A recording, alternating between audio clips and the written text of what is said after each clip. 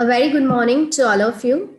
Thank you for joining us for today's online seminar entitled Advances in Micro-Irrigation and Fertigation for Improving Water Use Efficiency and Crop Productivity. Myself, Ayushi Darji, a Senior Research Fellow at Center for Agriculture Market Intelligence, Anand. I take this opportunity to welcome our patrons, Dr. R.V. Vyas, Vice Chancellor, Anand Agriculture University, Anand, Dr. R.C. Agrawal, TDG Education and National Coordinator of NAHEP ICR New Delhi.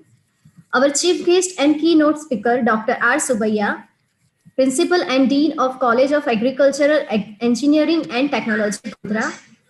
Our advisors, Dr. Prabhat Kumar, National Coordinator of NAHEP Cast ICR New Delhi, and Dr. Y.C. Jhala, sir, Principal and Dean of IABMI AU Anand, Dr. Y.M. Shukla, sir, Principal of College of Agriculture, Vaso.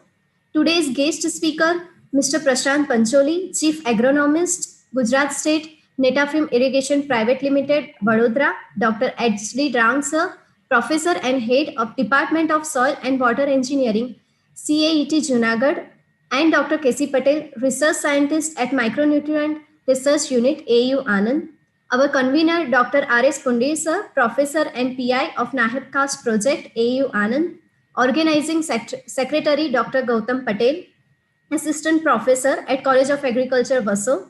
Joint Organizing Secretary, Dr. Y.A. Lad, sir, Assistant Professor and Core Co-PI of NAHEP Cast Project, and our Coordinator, Dr. Nilesh Pawar, sir. I also heartily welcome to our participants who have taken keen interest in this online seminar. Now we are going to start our inaugural function of this online seminar. First, I would like to invite Dr. R.S. Punde, sir, for his welcome address. Punde, sir. Thank you, Ayushi. Very nice for this brief introduction, though half is done. So first of all, at this occasion, on behalf of our university and on my own behalf, in this one-day webinar on advances in micro-irrigation and fertigation for improving water use efficiency and crop productivity, jointly being organized by College of Agriculture, AU Vasho, and our Center for Agriculture Market Intelligence, Anand Agriculture University, Anand. I welcome, first of all, our Honorable Vice Chancellor. He just has asked that she'll be joining shortly, though he is online. He is always there to guide us, to encourage us, and his inspirations and everything keep us very well focused in line of our objectives.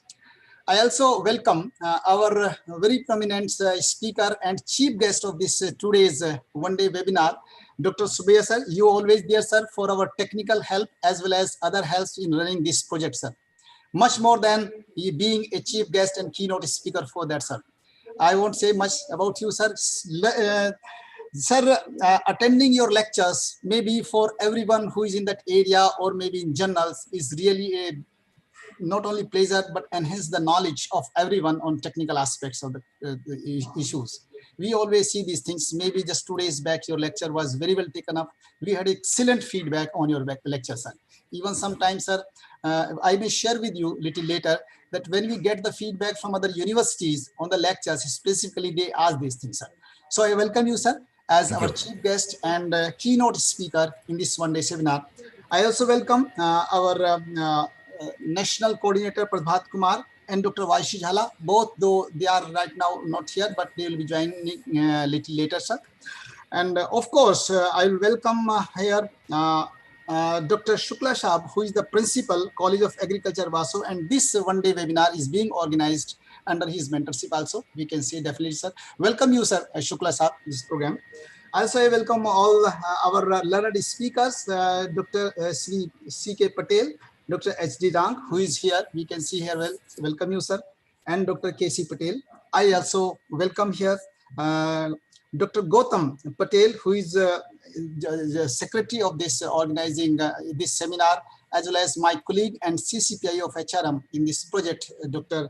Lart, and also coordinator, Dr. Nilesh Pawar also. There are some other people also associated with this project, as well as its college Vasho. Sir, I also welcome all those who are directly or indirectly associated in organizing this seminar. And most importantly, all the participants who are mainly the PG scholars and faculty members who have joined. And so far, more than 400 have joined us, sir. in this inaugural function, sir. Once again, I welcome you all, the dignitaries, always the participants. As far as this topic is concerned, sir, always we say in this project, as this our project is a part of NAHP, National Agriculture Higher Education, under caste components. In caste component, all the technologies, processes are very, very important. And apart from conducting research in the broad area of market intelligence, which includes mainly the projections and demand supplies and global intelligence, export, imports, marketing, and farm prices organizations, conducting these seminars, webinars, and workshops are equally important and very, very important segments. And inviting the experts like here Subhaya Sahib is also there, and 3 more experts are also there in all the webinars. They not only help our PG scholars and faculty members in designing their projects and in teaching based on updated knowledge, but eventually this knowledge percolate towards the farmer, which is very, very important objective also of these projects, enhancing farmers' income through various means. So maybe the experts address these technical issues, and this micro irrigation issue is very, very important for enhancing the productivity and saving the waters, times, energies, other kind of things. So Subhaya will throw in detailed lights in his keynote address on that. So this issue is always there. And though we already have conducted 1 or 2 lectures, but I think we are always in the lookouts to invite some of the experts who can throw better lights and can help our scholars, as well as how they can use these things for the farmers ultimately in a simple way. So once again, I welcome you all here in this one-day webinar. And with these things at my end, once again, over to you, Ayushi. Thank you. Thank you so much, sir, for the introductory remarks. Now I would like to request Dr. Y.M. Shukla, sir, for his inaugural address. Shukla, sir. Okay, I am audible. Yes, Shukla sir. Yeah, Doctor. Okay. Very good morning to all the participants, and welcome given by the Dr. Kundirji. On the onset of this webinar series, advances in micro irrigation and fertigation for improving water use efficiency and crop productivity, which is jointly organized by AU WASO and Center for Agriculture Market Intelligence, Anand, also sponsored under the World Bank and ICR funded NIH CAST project, AU Anand. So it is a great pleasure for me to give these introductory remarks. Of course, I am a man of molecular biology and biochemistry, but you have given me this introduction speech, so I shall try my level best to justify this. So as all of you know, sir, that irrigation is a vital area for Indian agriculture land.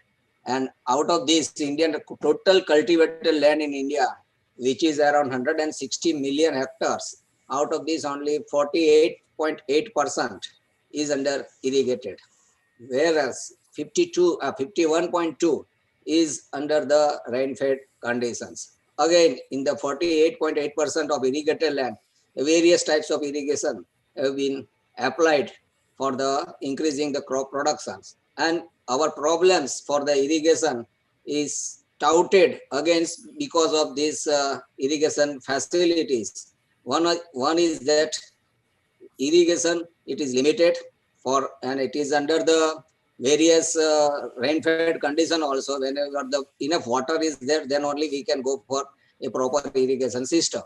And out of this cultivated land, total 160 million hectares, only 51.2 is under the rain-fed conditions. So there is a need of an hour to increase the various types of irrigation facilities. Of course, groundwater is there.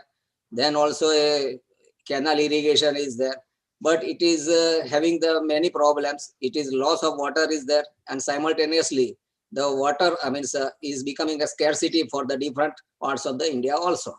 Apart from this, there is a evaporation loss, percolation loss of irrigation waters. Then more and more water is also being wasted.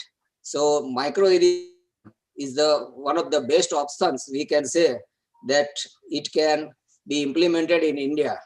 And micro irrigation is started already in the 2006 in India. And if I go for this, data on this, so Gujarat ranks, I think it is the ranks 5th in the micro irrigation system. And Tamil Nadu, under this COVID-19 condition also, it is ranking the first state as after this the Rajasthan, Maharashtra, there are other states which are following the Tamil Nadu in the micro irrigation system.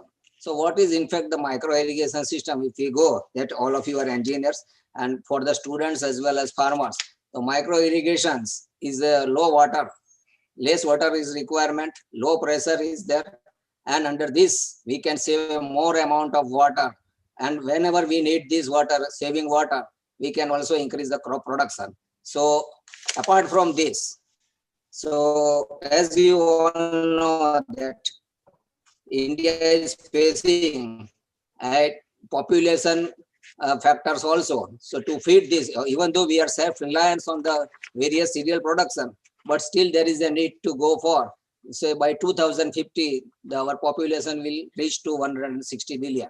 So to overcome this vast area and to feed our people, we should go for the higher amount of production in agriculture field. Then only it is possible that we may be we can go for sustainable agriculture system, and we can feed our countrymen at the latest level. So agriculture sector consumes the largest amount of water in India, and per capita consumption, if you look, of water in agriculture sector, it ranges from around 4,913 to 5,800 kiloliter per capita per year. So there is a vast need for all of us to go for to apply the various irrigation systems so that we can go for a higher production. And government of India is also saying that more crops per drop of water, that we can realize this by going for the micro irrigation system. Further, the very climate changes that is much more evident in Indian agriculture, where around 85% of the farmers are small and marginal farmers, and 60% of agriculture is dependent upon the vagaries of monsoon. The role of irrigation therefore takes a front seat. So micro irrigation is a prevalence when the parliament was rocked with the use of farmers' suicide. Further, sensing the significance and probable benefits of the process of to double the farmers' income along with the agricultural sustainability and environmental quality. The micro irrigation can increase yield, decrease water, fertilizer, and labor requirements by applying water directly to the root zone. The practice reduces loss of water through conveyance, runoff, deep percolation, and the evaporation. So these are the various benefits of micro irrigation. And moreover, we can also go for chemication as well as the fertigation along with the micro irrigation system. So it will save the fertilizer waste also, and simultaneously we can apply the various chemication through such as fungicide or other pesticides in the irrigation water. So it will directly affect to the plants, and we can save the pesticide residual system also. Further, the another resource saving practice is possible through micro irrigation is a fertigation, which comprises combining of water and fertilizer application through irrigation.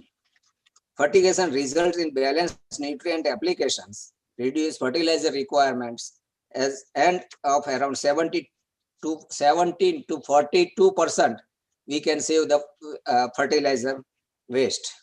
Further, a national level survey undertaken for the Indian government showed that farmers were able to bring 519 hectares of degraded land under cultivation through the techniques of micro irrigation system.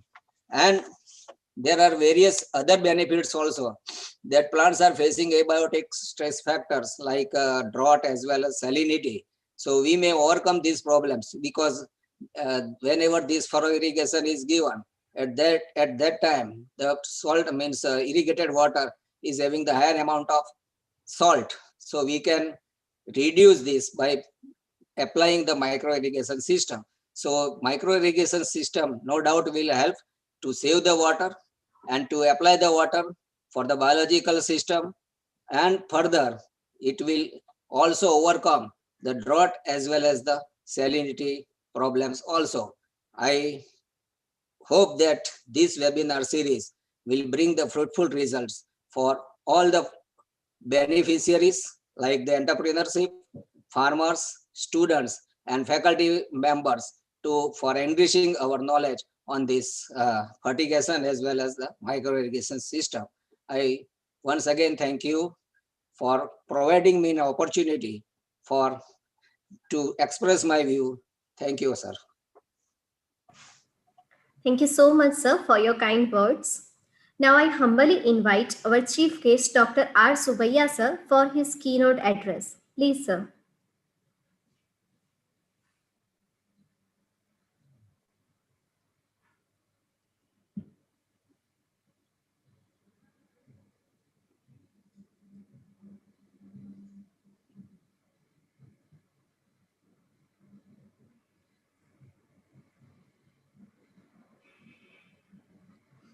Is it visible, madam, that one?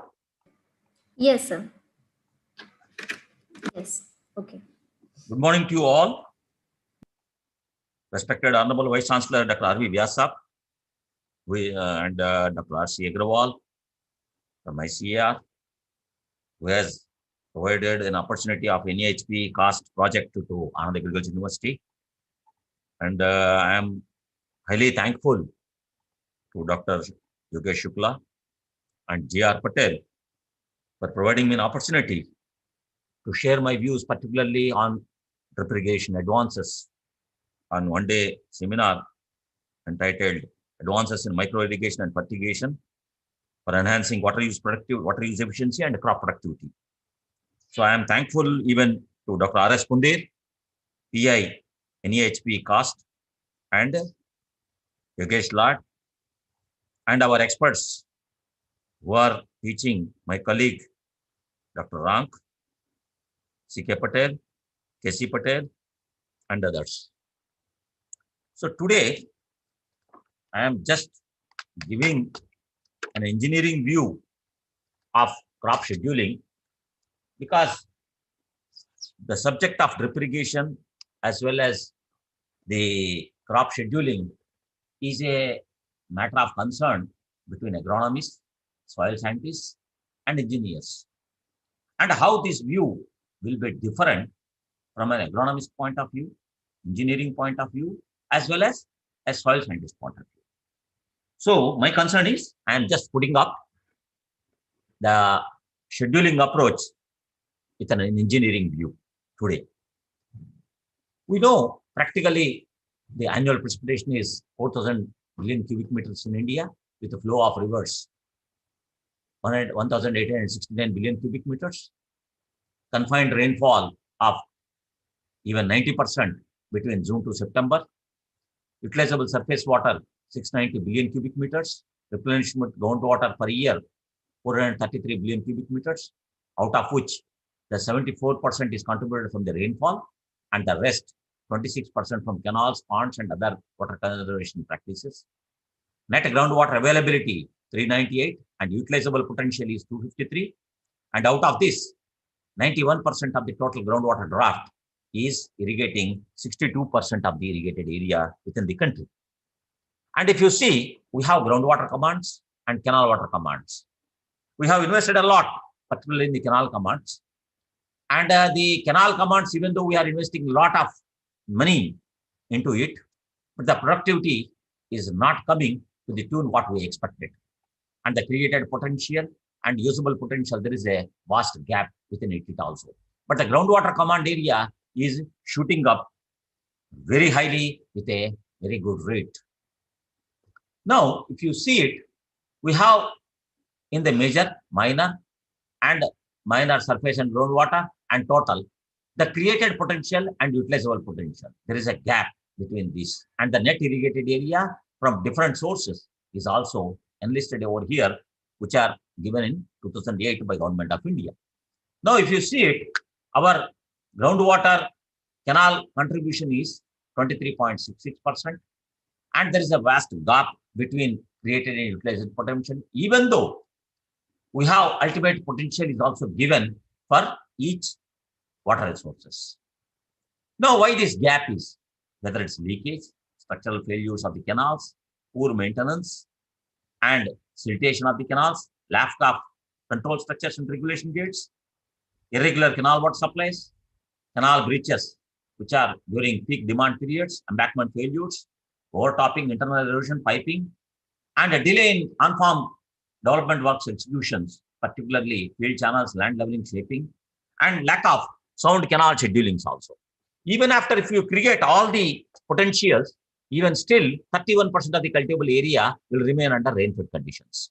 We have invested nearly 4,000 million US dollars in the public canal systems till 2007, but still the area decreased in the canal irrigated area by 38 lakh hectares, and that is due to poor infrastructure, old, that is aged one, and unreliable water supply, and with no incentives for the water saving by the farmers. And if you see the irrigation efficiency in the canal commands, it is 38 to 48% only, and which below average is 70%. And even on-farm application efficiency is very much low. Even if you line the water courses, you are going to save by 22.5% only. The crop water management index investigation report says that by 2030, the projected demand is just double of the available supply, and will be devoid of water, and a severe scarcity is going to evolve, and that will cause 6% loss to the country's GDP. And if you see the groundwater units also, we have total 6,584 groundwater assessment units, out of which 1,034, which are covered in 15 states and 2 union territories, are already overexploited. And critical condition is 253, semi-critical 681, and 4,520 are only safe, and remaining 96 are saline aquifer zones. Now, that is the situation of in India. But if you come to Gujarat, the area under cultivation is 30.4 million hectares, with irrigated area 7.4 million hectares, 55%, and 6.6 million hectares is under, you can say, rainfed conditions. Anand has 90% irrigated area, followed by Kheda with 82.5%, Gandhinagar, Gir Somnath, Sabarkanta, Mehsana, Aravali, they have more than 70% irrigated area. Gross cultivated area is 12 million hectares. Cereals, we are taking cereals, oilseeds, fiber crops. And if you see it, out of that, just only, you can say 70 to 80%, even more than 80% are under rainfed conditions. And if you see it, the geographical area, we are just only a part 6.4% of the India with 5% Indian population, and with 2.03% of the country's water resources. And if you categorize with the South, Saurashtra, North, Kutch regions, the total water resource availability and the storage capacity of the reservoirs and the percentage of water resources with the contribution of the geographical area of the state. If you see it, in all, we have total 55,608 million cubic meters of water available with the total, out of which 38,100 million cubic meters comes under surface, and 17,508 comes under groundwater. And if you see the rainfall variability with the rainy days, we are getting good rainy days, particularly in the South Gujarat, and followed by Central Gujarat and Saurashtra and Kutch. Kutch is receiving low rainfall with low rainy days. And if you see it, it's estimated that 40 billion cubic meters of groundwater is generally, that is total water demand is needed by 2025.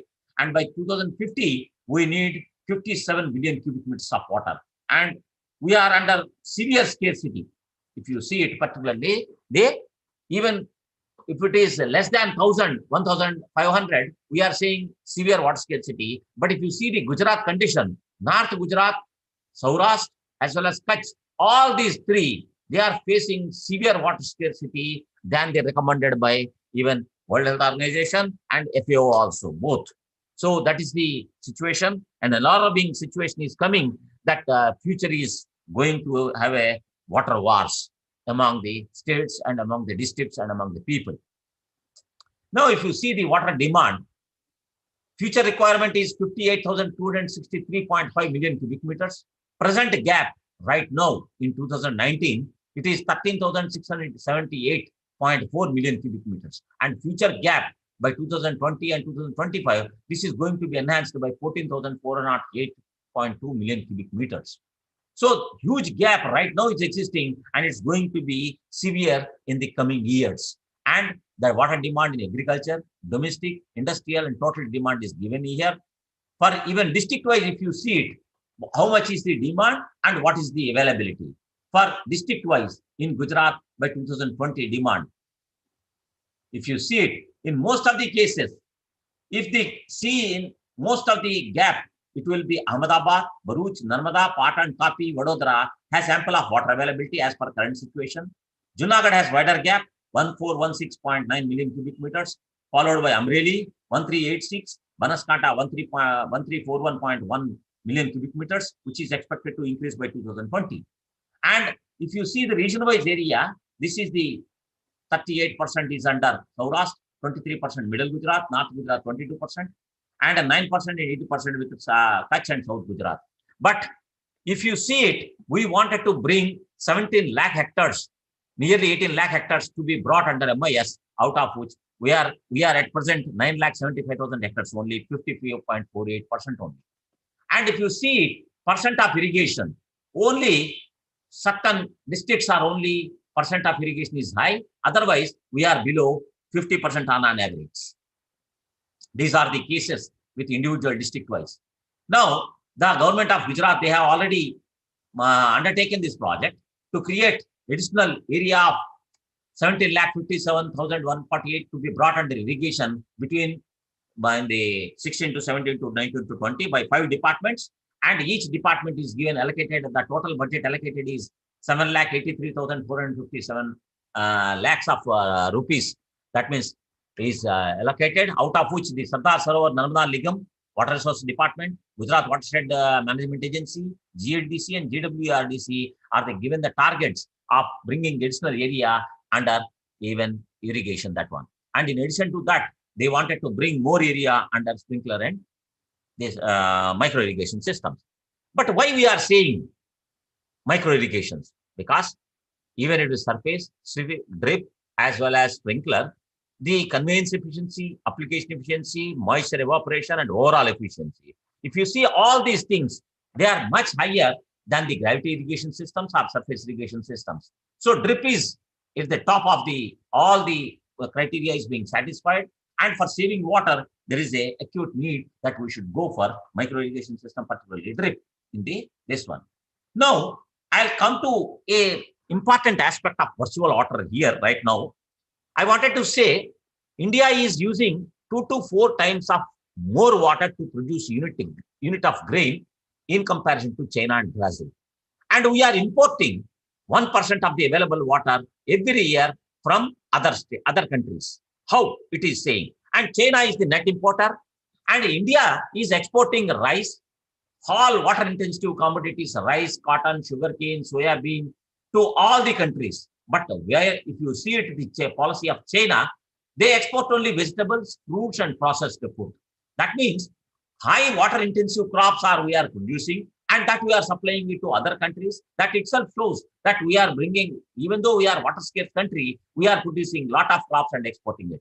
That means we are producing, even for producing 1 kg of rice, 3,000 to 3,500 liters of water to produce 1 kg of rice. So there is a need that the trade productivity needs to be rethink. Now, if you see water footprint in respect of crops, tea has highest water productivity, but particularly followed by sorghum, soya bean, maize, barley, wheat, and rice have higher water productivities. Now, if you see it, what is the world food productivity averages? And if you compare that, we are much higher than other countries. Now, if you come to states, UP is having high water footprints, followed by Himachal Pradesh, Uttarakhand, Tamil Nadu, Bihar, Gujarat, Maharashtra, Haryana, Rajasthan, West Bengal, Madhya Pradesh, and Karnataka. So lowest is northeastern states. Now, there are a lot of variabilities, the cropping patterns, soil properties, climates, and other factors and agricultural practices. Now, if you see it, we are using blue water, green water, and gray water, and we can say black water even. This is the concept which the virtual water people are using. I can say simply a blue water is nothing but, you can take it granted, that is it is irrigation water, green is pure rainwater, and gray is polluted water, and black is sewage water. The consumption of these in different states with respect to different crops is shown over here. You can have a gaze through it. Now the important thing is, if you take barley, cereals, all maize, millet, oilseed, paddy, potatoes, pulses, sugarcane, and wheat, just to take the case of China, what is the footprint, water footprint, and what is about India? In all cases, except where some few crops, except potato, and you can say we are far behind China, and China is progressing very well, and they are producing much more productivity at even less than water. So why, if China can bring this, why not India? If you see it, even if you see wheat crop, the China is using 690 per ton. But if you see it for India, 1654. That means just 2.5 times we are using higher water than required. So there is a need of rethinking. And even if you see world average also, we are just at par with even we are less than world averages in many crops. Now, from this water scarcity, we have to march towards water security. Now, what are the path that we have to follow? We have tapped only 20% rainfall right now. And the irrigation efficiency, we are right now in surface irrigations, 35 to 40%. Even if 10% increase in irrigation efficiency will be there, we can bring 14 million hectares of assured irrigation, particularly in Gujarat. And still, 202 billion cubic meters of groundwater potential still needs to be tapped. And second thing, the productivity of the irrigation area. If you see it, Punjab, Haryana, and UP, they have 3 tons per hectare, whereas AP, Gujarat, Tamil Nadu, Karnataka, we have only 2 tons per hectare. So there is a margin of 1 ton increase per hectare. So that needs to be rethink. And due of which, right now, if you save water, right now we are at 45% of irrigation is under irrigation. And whereas these 3 states, Punjab, Haryana, and UP, they have 84%. We can achieve that even if you save water and if you use water judiciously. Now, 25 to 40%. Right now, Shukla was pointing out that Gujarat is just the 5th state coming in terms of adoption of micro-irrigation systems. The first is Maharashtra with 18.2%, followed by Rajasthan, 18.1%. Third is Andhra Pradesh, 15.4%, Karnataka, 12%, and Haryana, 11%. And if you see area under Gujarat, under micro-irrigations, the drip area is 2,26,773 hectares, and sprinkler is 1,80,672 hectares. And the drip irrigation is, we are far ahead of the national average. We are 56%, we are covering under drip irrigation with the national average of 38%. And now the contribution of drip and sprinkler percentage and total penetration, that means if you see it, Andhra Pradesh is leading high in particularly drip irrigation, 24.1%, followed by Gujarat. And if you see it, the total area, even Andhra Pradesh is higher. Next is Gujarat condition is coming. So if you see it, high water use efficiency, 70% water saving, even enhancement of the yield and fertilizer savings. That means all inputs are being saved, particularly if you say with respect to cotton, we are getting 5.93, saving of water to the tune of 34%. And particularly for wheat crop, if you see it, 10% raise will result in an increase of 400 to 500. But here in case of ours, it will not be that much higher as the case of Punjab. Our yield is coming 2,500 to 2,700 per kg. That means per hectare. So you can expect 270 kgs of wheat in particularly Gujarat and particularly Punjab, where 4,000 to 5,000 kgs are coming. So you can get an enhancement of 3,000 rupees and 3,750 per hectare of net gain margin. And if you see pomegranate, whether it's Bagua or Bhavnagari, particularly where if you consider 60,000 kg per hectare per year, even 10% raise will give 6,000 kgs per hectare, which will enhance your returns and gains by 90,000 rupees per hectare. And if you see the cost of drip irrigation, we can be recovered. Even internal rate of return is very high, and you can payback period is 1.5 years only. You can get your total installed cost. Now, if you see with respect to banana, the flood irrigation, drip irrigation, where particularly South Gujarat, Central Gujarat, we are using the banana crop. South Gujarat is we are using banana as well as sugarcane, both. So I have taken a case of banana where labor cost with flood irrigation and percent of saving. So even labor cost is saved by 69% by drip irrigation. Even weeding labor is 71%. Irrigation labor 89.28%.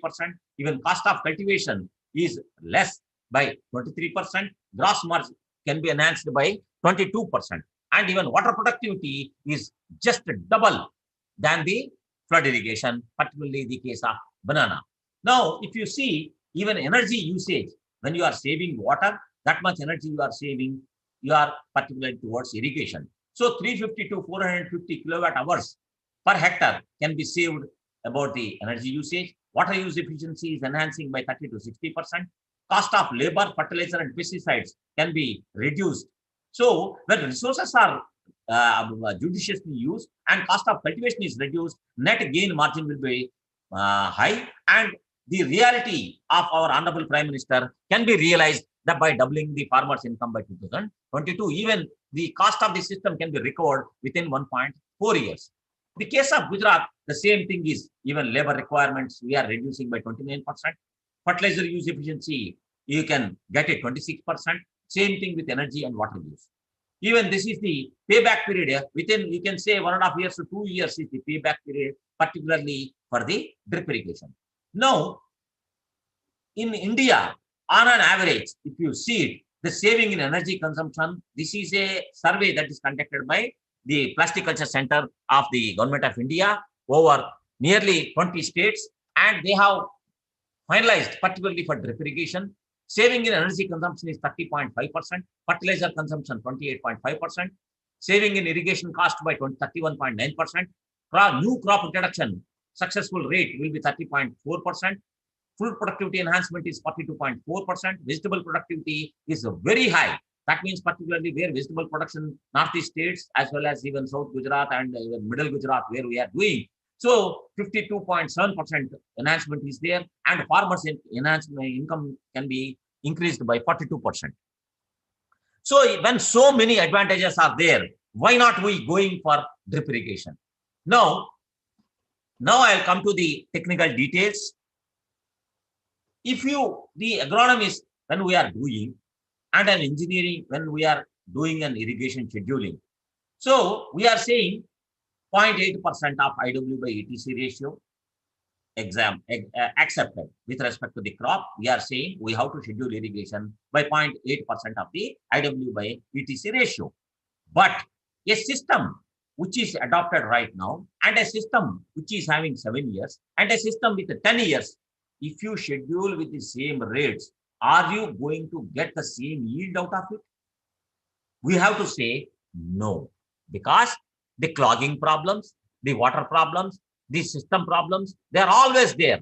So one has to find it out based on the age of the system only. He has to mention that this is the age of system, and by scheduling this much, there you have to say how much amount of water, what are the important parameters that you have to highlight that needs to be taken over here. No, but in any of the cases, we are not highlighting in our recommendations or anywhere else that what should be the system hydraulics. System hydraulics are not being accounted, that needs to be taken into account. So if you say in a micro irrigation systems, how I will show you a same system, how it will be changing your schedules.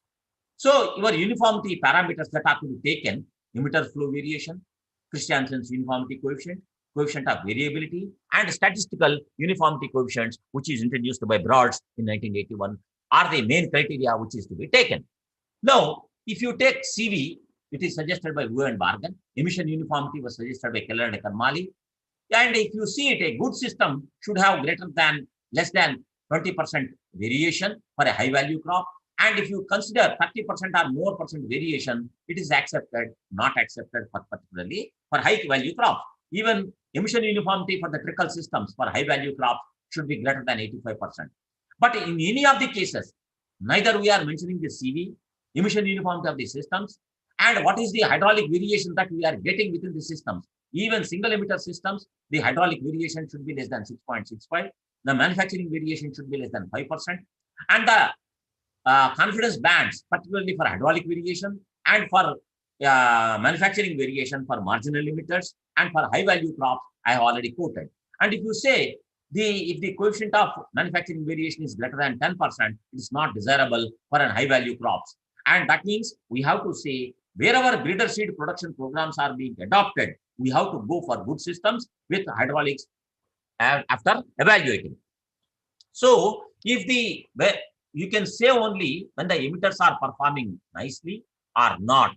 So the variation, coefficient of variation, manufacturing variation, 4.2 to 1.3%, that means 1.3 to 4.2% of hydraulic variation and 10 to 14% of manufacturing variation are the, and if it goes, the manufacturing variation goes beyond 14%, though you have to not accept the system. Now, this is the case many people, they have given for a performance indicators about the system hydraulics, emission uniformity, coefficient of variation, emitter flow variation, and coefficient of uniformity, but different by, given by, this is the last one is coefficient of uniformity given by the Christiansen, and the middle one that is given by the Broads. And if you see it, the criteria for statistical uniformity, this is, some people use like this, and some people, they have compared excellent systems, good systems, fair systems, and poor systems, statistical uniformity and emission uniformity. Now, how these things to be considered? The first thing is variation. What is the maximum? What is the minimum? And what is the mean variation? If you say variation within 10 to 20%, that means coefficient of variability will be from 0.0332 to 0.076. And how the coefficient of variability with the coefficient of variation of the emitter flow, you can derive from it. And the criteria for variation is less than 5% excellent, 5 to 10 very good, 10 to 15 fair, and 15 to 20% poor, and greater than 20% unacceptable. Now, we are saying the system is not operating, system is getting clogged. Then, if the system is getting clogged, even though if you schedule irrigation, you may not expect optimum yield as you are expecting out of the whole area. So, there is a need that you should go for the system evaluation. Now, based on the variation of the emitter flow, you can determine the coefficient of variation, particularly hydraulic coefficient of variation also, which is given by Wu with this formula. Now, coefficient of variation is the standard deviation to the mean of the emitter flows. Even hydraulic CV criteria is 10% less is excellent. Very good systems will have 10 to 20%. 20 to 30% is fair systems, 30 to 40 poor, and greater than 40 not acceptable systems. Now, this is the Christiansen's uniformity coefficient, which is saying the absolute deviation of the emitter flow discharges with respect to the mean, and to that the average discharge we are saying. And out of that, if you know the uniformity coefficient, the coefficient of variation can also be determined easily. And Broads has given the uniformity coefficients, the relation between uniformity coefficient as well as the emitter variation. If you are knowing particular uniformity coefficient, then you can say that my emitter variation will be this much, and accordingly I can take care of it. And whether you express in terms of discharge or you express in terms of pressure, both that will be taken care if you know the exponent, emitter exponent. So 20% pressure variation will cause 10% emitter flow variation, 10% pressure variation will cause 5% emitter flow variation. The variations of X, particularly the emitter values, where emitter flow variation is given and pressure variation can be determined from this diagram. Now, what should be the variation? What should be the bands? What should be the minimum value? It should be less than or equal to. So, some scientists, they have evolved that the variation, maximum permissible value will be RQ, that has given as 1 plus X by 100, where X is permissible variation. Generally, you can take it as 10%. But in stricter conditions, if you want a very perfect system, you can go for lower values as 5 or 7% of it. And accordingly, you can calculate your Q, and based on that, you can say what should be the Q max and Q minimum values, and then you can compare it. The another estimate, if you know the average discharge particularly, and accordingly, you can calculate Q minus QD will be, and if you say X value, which we are saying is this permissible variation that can be taken care. And if you put the first equation, and you can get 52.B as a good equation, that means for a particular permissible variation of 10%, 5% or anything, what should be the discharge that should be available with the mean discharge? You can find out, and it should always lie within these limits only. Otherwise, the system cannot be accepted. And second thing, the same thing in terms of pressure variation, you can calculate using the exponent M, or we can say that the value of X here. Now, Wu and Irduraj has given the relation between uniformity coefficient, variability of emitter flow, coefficient of variation, and uniformity coefficient with respect to variation, emitter flow variation. He has given. So from one value, you can go to another parameters also. Just you determine one, and accordingly, you can determine other values, even hydraulic variability and coefficient of variation. Now, other measures, you can say Wilcox. It's not only Christiansen's uniformity, Wilcox and Swale's uniformity coefficient is there, but this is a much conservative value. It is not as high as deviations that is showing by Christiansen's uniformity coefficient. Wilcox and Swale's. Hart and Reynolds has given the relation between coefficient of variability as well as the you can say emission uniformity. This is Riddle's formula, which is given, and this was modified by Bailey and Howell. This is the Bailey and Howell's formula, particularly for the coefficient of uniformity. Carmeli's formula is given, particularly over here. This equation is valid when CU values are greater than 50%. Benami-Horst equation is there. You can use this formula also. And Hawaii Cane Society, which is used by Miriam and Keller in 1978, that can also be used. Now, we are saying if one particular uniformity coefficient is there, and based on that, what should be my standard deviation? If I wanted to fix my standard deviation, then this is the standard deviation. For that standard deviation, how many number of samples I have to take it? If you want, that S value can be put over here. With a normal distribution, the Z can be determined, and the tolerance level, the uniformity coefficient +1 or -1, +2 or -2, what should be the variation of UC value you want, that is the tolerance value.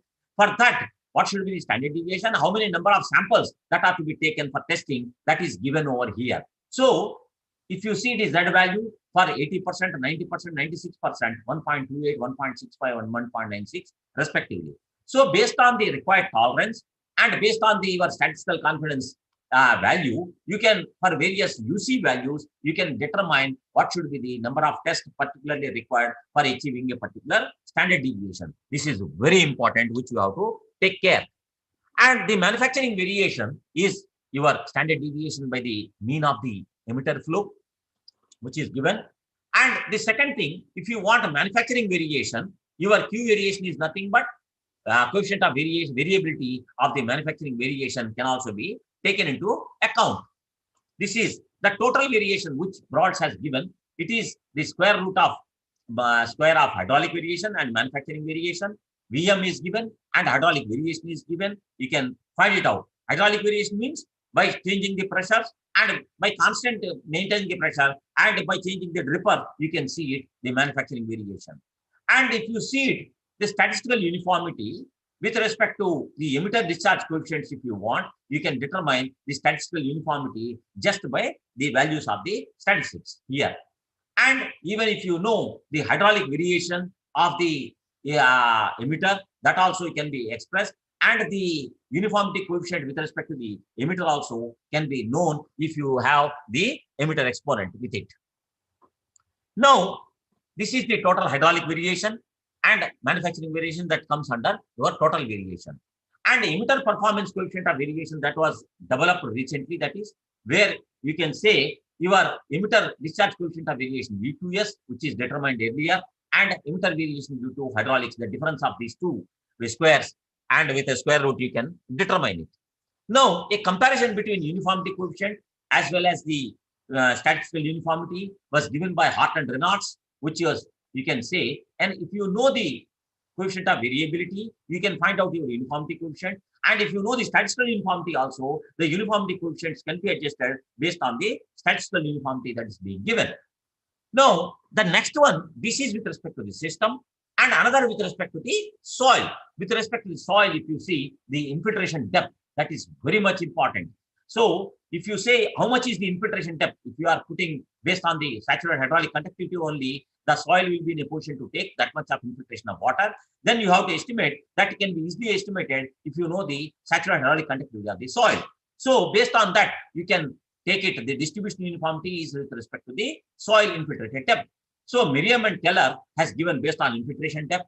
This is also distribution uniformity based on infiltration depth. The first man, Cruz, has given with respect to the system the same thing instead of going in for the infiltration depths, because there is a difficulty in finding out the infiltration depth, particularly for an emitter source of irrigation on the surface. And a lot of observations are needed, because whether it's hemispherical, ellipsoidal, or any geometry may be coming, due of which he has changed that one to emitter flow variation rates. And he is the first man to introduce this concept of distribution uniformity in respect of emitter flow variation in 1978. And the first thing with the minimum variation of the system, coefficient of manufacturing variation was also taken. Broads, he has defined a lower quarter emission uniformity, which is taking care of all these factors, considering the distribution as normal. Now, based on this, Varick has emerged that is it necessary that the water distribution should follow normal? If it is not normal, then what is the case? He has analyzed nearly 5 distributions: normal, binomial, log normal, and power distribution, exponential distributions. He has used all those distributions and evolved a relationship between uniformity coefficient, coefficient of variation, and distribution uniformity. These are the relations given. So that's what uniform distribution, normal, gamma, log normal, power, all distribution is used. And this appeared in 1983, particularly in the Irrigation Drainage Journal of AC. Now, sometimes we generally group it, particularly in horticulture, where the grouping is being done. Then what should be the case? If grouping of emitters are there, then whatever the coefficient of variation is coming, that you have to divide by the square root of n. And effects of grouping has no effect particularly on the hydraulic variation, but when manufacturing variation will be different, CAPMG will be manufacturing variation by the square root of n. And if hydraulic variation, manufacturing variation, and if it is taking combined, it take place, then in a grouping systems and a grouping effect, all these three are combined, then Wu in 1988 has given particularly this formula of 10.9 for grouping emitters along with the change in the hydraulic and manufacturing variation. Now, even instead of that, in addition to that, if clogging of emitters are also being taken place, then also you can take care of this one. And if you say that the manufacturing variation or hydraulic variation is not coming, then it is only the percent of clogging that is to be taken. So this CVC has very importance. How this CVC is going into the crop production systems, that I'll explain you later on. So an emission uniformity which is taken care with the infiltrated depths and discharge of the emitters, that is developed by Brands in 1985, 83, this is, he has given it. Now, if you wanted to first evaluate, you have to evaluate these systems. You just take it, any number of emitters, minimum is 18, maximum you can take anything. And if you say it, here, the monographs are given. If 18 emitters are taken, take the 3 highest values, lowest values, whether it is the catch cans, or you fix the time, find out the discharges, or you take certain time, fix the queue and take the time, that is also taken place. So whatever may be the case, you can take it. For a particular fixed amount, time will be varying. For a particular time, amount will be varying. So you have to take that one. The sum of the lowest values, sum of the 3 highest values can be taken, and you can find out what should be the coefficient of variability that is coming, particularly for the emitter. Now, this is for the pressure. Now, the thing is, both these diagrams, they will be applicable when the X component is 0.5. But if X component is other than 0.5, then a little modification is needed. And suppose if it's 0.4, then accordingly, the hydraulic coefficient of variation is to be changed with the improved formula, and accordingly the statistical uniformity is to be calculated, and he has given the upstream level and the confidence limits that can be used for this also. So those confidence bands can also be used. Now, if you are saying particularly you need certain margin confidence bands for the particular uniformity coefficients with a certain confidence limits, either you can go for based on the uniformity for number of emitters, whether it 18 drippers, 13 drippers, 72 drippers. That means 1/6 of those drippers are to be taken. That's the recommendation Broads and Wu has given. Based on that, he has given, and accordingly, the variation is given. That means if you are getting some value of 80 plus or minus 5.8 means you can go 80 plus 85.8, or 80 minus 5.8 means you can say 74.2, like that. The variation can be taken place. That's what is being explained over here. Now, if you are not getting uniformity low values, the remedies and the causes are given over here. They can refer this one, and few samples are taken. More than 18 drippers are needed. If low uniformity is there, clogging is there, then you have to flush up your drippers with acid and then replace those clogged emitters. And if you are getting difference between maximum value and minimum value, then something maybe broken lines are there, obstructed lines are there, they have to be rectified. And if you are getting excess pressure difference, then revise your pipe sizes are maybe low, and accordingly you have to impart it. Now I have explained you what is the coefficient of uniformity, coefficient of variation, hydraulic variation, manufacturing variation. Now I am explaining you if a particular irrigation scheduling parameter is taken, then how this system is to be adjusted. Now here you can take particularly normal, log normal, uniform, specialized power, beta and gamma distributions. But till date, the scientists, we have evolved only for normal and uniform distribution. But log normal, specialized power and gamma distributions were used by Varick and Gardner. But till date in India, we have not used these concepts in Indian conditions. And even linear distributions, approximation to the linears, and for determining a water uniformity, that we have not done it. Now, if you see it, here, one is the uniform distribution, and another is the distribution which is given by the normal. And on one side, the irrigation scheduling parameter is given, which is there. So for a particular irrigation parameter or irrigation scheduling, if I am taking IW by CP ratio of 1, that one, if you are taking that, based on that value, some excess water will be there, some lower water will be there, based on the coefficient of variability of the system, and how much percent of area is receiving less water, and how much percent of area is receiving more water, that needs to be taken care. But the normal distribution as well as uniform distribution, they resemble same when your coefficient of variation is less than 0.1. Otherwise, a tremendous deviation will be coming even if it is changing 0.1. That's what is shown over here. CB, you see, for uniform distributions, you can calculate from one value to another, particularly for the uniform distribution set line. Now, if you want uniformity coefficients, here you have two values. One is A, another is B. So both these values are to be determined, and the slope of the line is to be determined for this linear distribution, that B. So here, as it is taken as 1, this value will be, the height will be equal taken as B. Slope can be. So the value of, if you know particular value of CB, you can find out what is the value of A, what is the value of B. And if you know, if you don't have variation, if you are saying, I want this much percent of uniformity coefficient, for that, you have to mention it. And based on that, the deficit area and the excess area that is received percent area that is getting received deficit, and how much percent deficit is occurring, and what is the application efficiency you are giving to the crop can be determined using the particular X values. And if you are excess applying, what is the depercolation amount which you are losing even with drip irrigation can also be calculated here. Now the time of irrigation based on the deficit and based on the volume of water required, whatever deficit you determine from there, based on that only the time is to be decided over here. So that's what is given. So if you know the application efficiency, if you know the deficit, accordingly how much amount of water will be applied, that can be taken care. Now it is not necessary. Whatever system capacity we are using, the actual discharge will be, we are getting. The actual discharge will always be different than Q based on the Q variation. That's why we are saying QA, actual discharge from lateral lines. So how the QA is determined, that you can see it from here, and based on that, you can determine your application efficiency for a particular QA into T. Now you see it.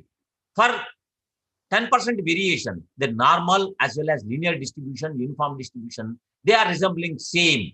But the moment, if the coefficient of variation is changing of the system, 0.1, 0.2, 0.3, the percent deficit is drastically changed, application efficiency is changed. If application efficiency and percentage of deficit is changed, your yield that you are going to expect is totally different. You cannot generalize that I am getting this much area like this. So that is needs to be taken into account. And based on that, if you want, when you have some, this graph shows that for a particular application efficiency and for a particular coefficient of variation, for uniform distribution of this one, what should be the percent deficit that is to be allowed? Or if you have percent deficit is known, coefficient of variability is known, then your application efficiency can be determined. Walker was the first man in 1979 for uniform distribution. He has given it the formula based on the coefficient of variation as well as the percent deficit that is to be allowed for getting a particular application efficiency. And the same thing here, if you see it, if you know the coefficient of variation, if you know the percent deficit, take this one, and based on that, then you have to decide your X value, that how much amount of water I have to apply than the demand. Otherwise, if you are fixing your IWBCP a predetermined value, based on that coefficient of variability or percentage of deficit will be higher, and based on that percentage of deficit, your yield expectation becomes low. So it is not necessary. If I am saying IWBCP ratio as 0.85 and the system is varying with 0.4 coefficient of variability, whatever your deficit you are expecting, much more than that you will be realizing in the field. So there is a acute need that particularly whenever the system is being used as a drip irrigation in irrigation, it is inevitable that one should evaluate the system, and then only you will get the real fruits of the system. You are taking a system, and if you are not using properly, you are not going to reap the benefits of that. This is the percent deficit and irrigation efficiency per particular coefficient of variability. More the variability, more the change, and lower the efficiency which you are realizing, and lower the efficiency of the applied water, more the percent deficit, and less is the yield that you are going to expect. So for different deficits, if you want 5% deficit, and with a coefficient of variability of 15%, what should be my amount of application that you can determine here also based on that. Here, I am explaining you, if you want that my total area should have a deficit of 5% in 60% field, or if I want 80% field, that is based, you decide it, and based on that, what should be your deficit value? This is the area of deficit. That means if you want 80% deficit is there, you can go for this line, and then these are the deficit coefficients which are given 5%, 6%, 8%, 10%. You can accordingly go, and based on your coefficient of variability of the emitter, whether it's 10% or 20%, not more than this, it should vary between these two. You can find out what should be the percentage of deficit in the total area that you are receiving, that you can tell him. The same thing here for different value. This is with respect to coefficient of variation of the emitter flow, and this is based on the hydraulic coefficient of variation that is given here. And the same concept is applied over here. Now, this is what I have explained. Now I am saying you have certain value. Now you want that you wanted to get a maximum yield for your particular setting parameter of irrigation. You have models, particularly the additive models are there, and you have seasonal models. Additive models are developed in 1971 and first Balde, and the concept is again different. Additive concept is there in data production functions, and multiplicative concept is there. Data production functions, if you take it, Stewart, Durenbos and Fruit, and you can say Rao. These are the three people who have developed additive models, and you can say Jensen, even your Durenbos, even you can Rao has developed a good model for particularly even Hart has developed many models are there, data production functions, which are multiplicative, but multiplicative production functions are always good than the additive production functions. But additive production functions, they are always give reasonable results when the depletion level is not beyond 50% of it. So the yield can be realized. This is given in FAO 77. That means 33, which is Durenbos and Kasam. The yield value, that is a linear production function he has taken, and your ET will be taken as rain into rain, effective rain plus water applied.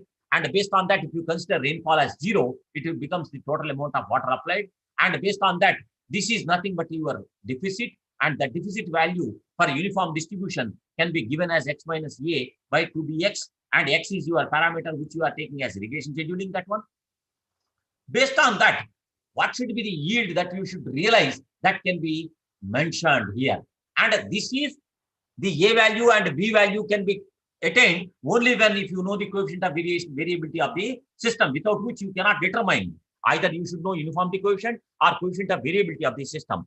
So based on that, if x value is between A and A plus B, or if it is less than A plus B, it can be less than A, and it can be greater than A plus B. If it is less than A, that means there will be no deficit. You can get depercolation. And if it is greater than A plus B, that means no depercolation is there, and you are getting PD value, and that the same PD value will come up over here. That is, so we should schedule the irrigations between A and A plus B instead of over irrigation, under irrigation. Now, if you see it, here I have given where it is over irrigation or normal irrigation, the relative yield versus relative irrigation depth.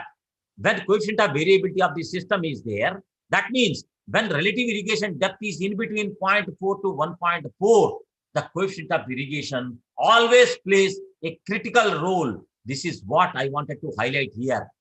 Because our scientists, they are never considering this coefficient of variability of the system when we are predicting relative yield, or when we are not taking coefficient of variability of the system.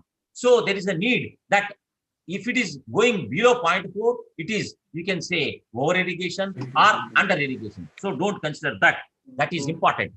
And the same thing for a particular value of x, how much is, take it, the z value for normal distribution, he has given based on the amount of returns. The amount of returns is expressed as a function of your ky as well as your coefficient of variability and x values, where CR1 and CR2 is given.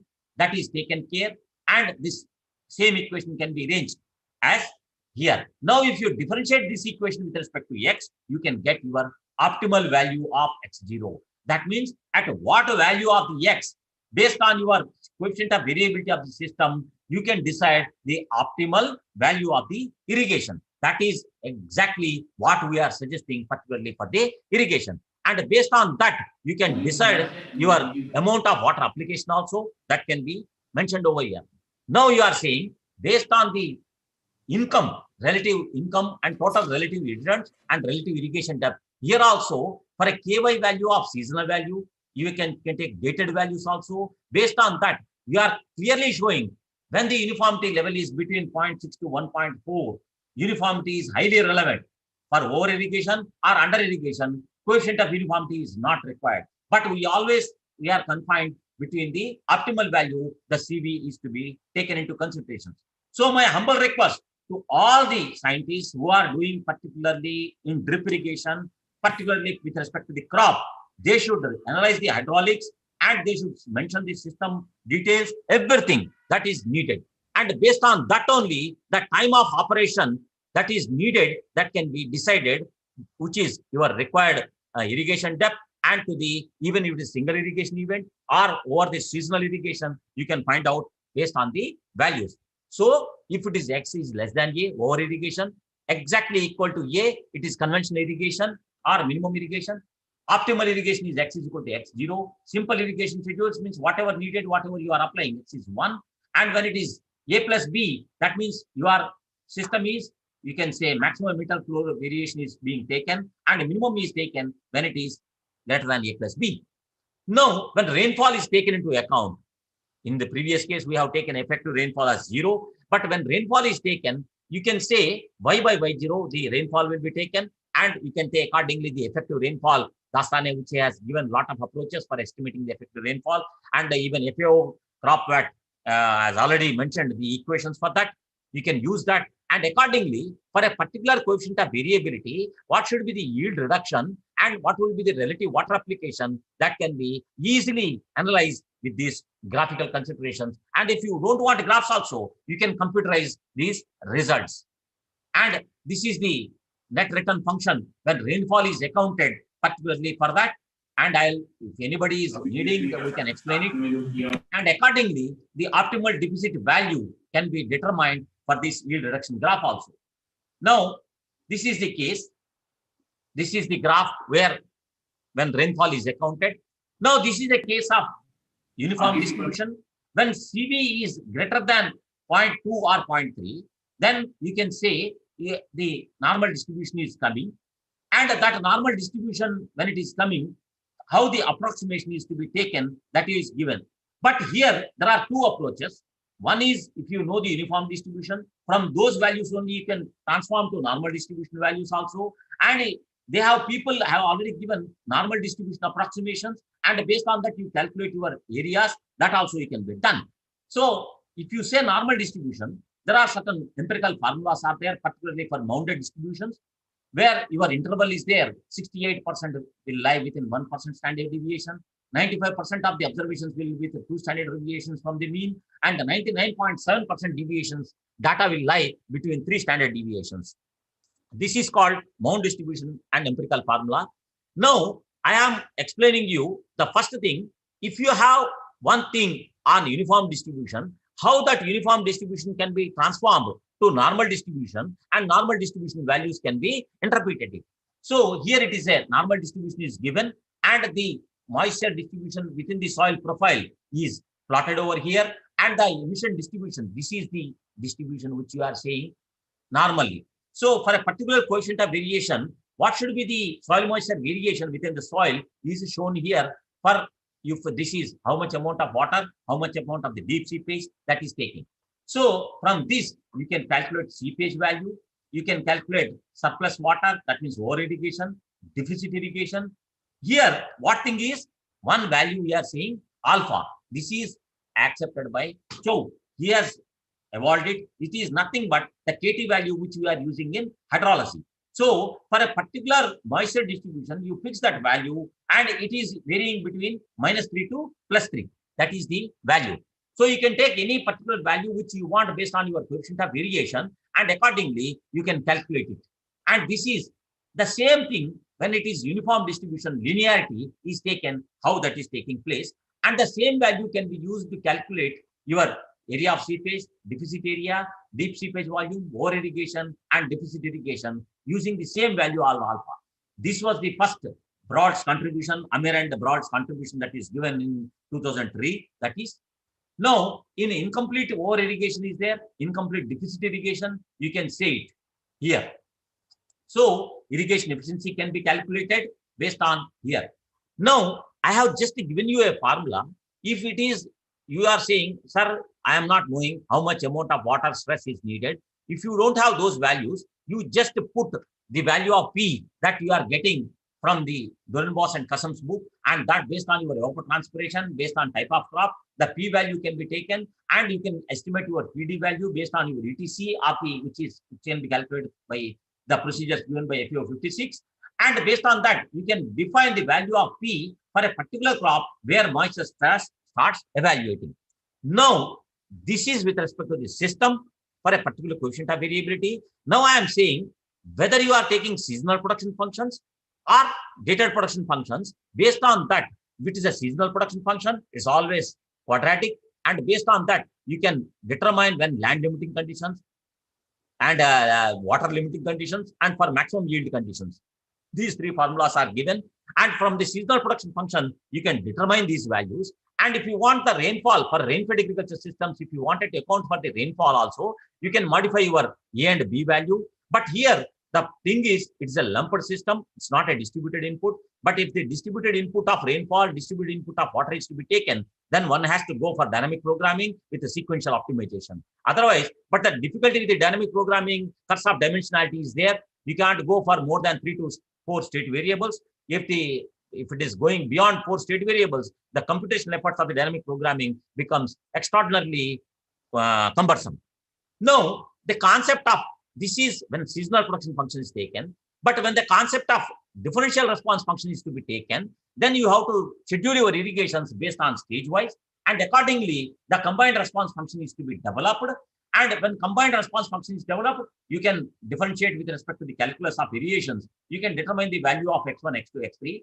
But here, particularly when climate change is coming, we need to go. This is called physiological response function. I stress more on the, even you can say physiological response function as yield as a function of your moisture stress values, even your coefficient of your CU values, consumptive use as a function of x1, x2, x3 moisture.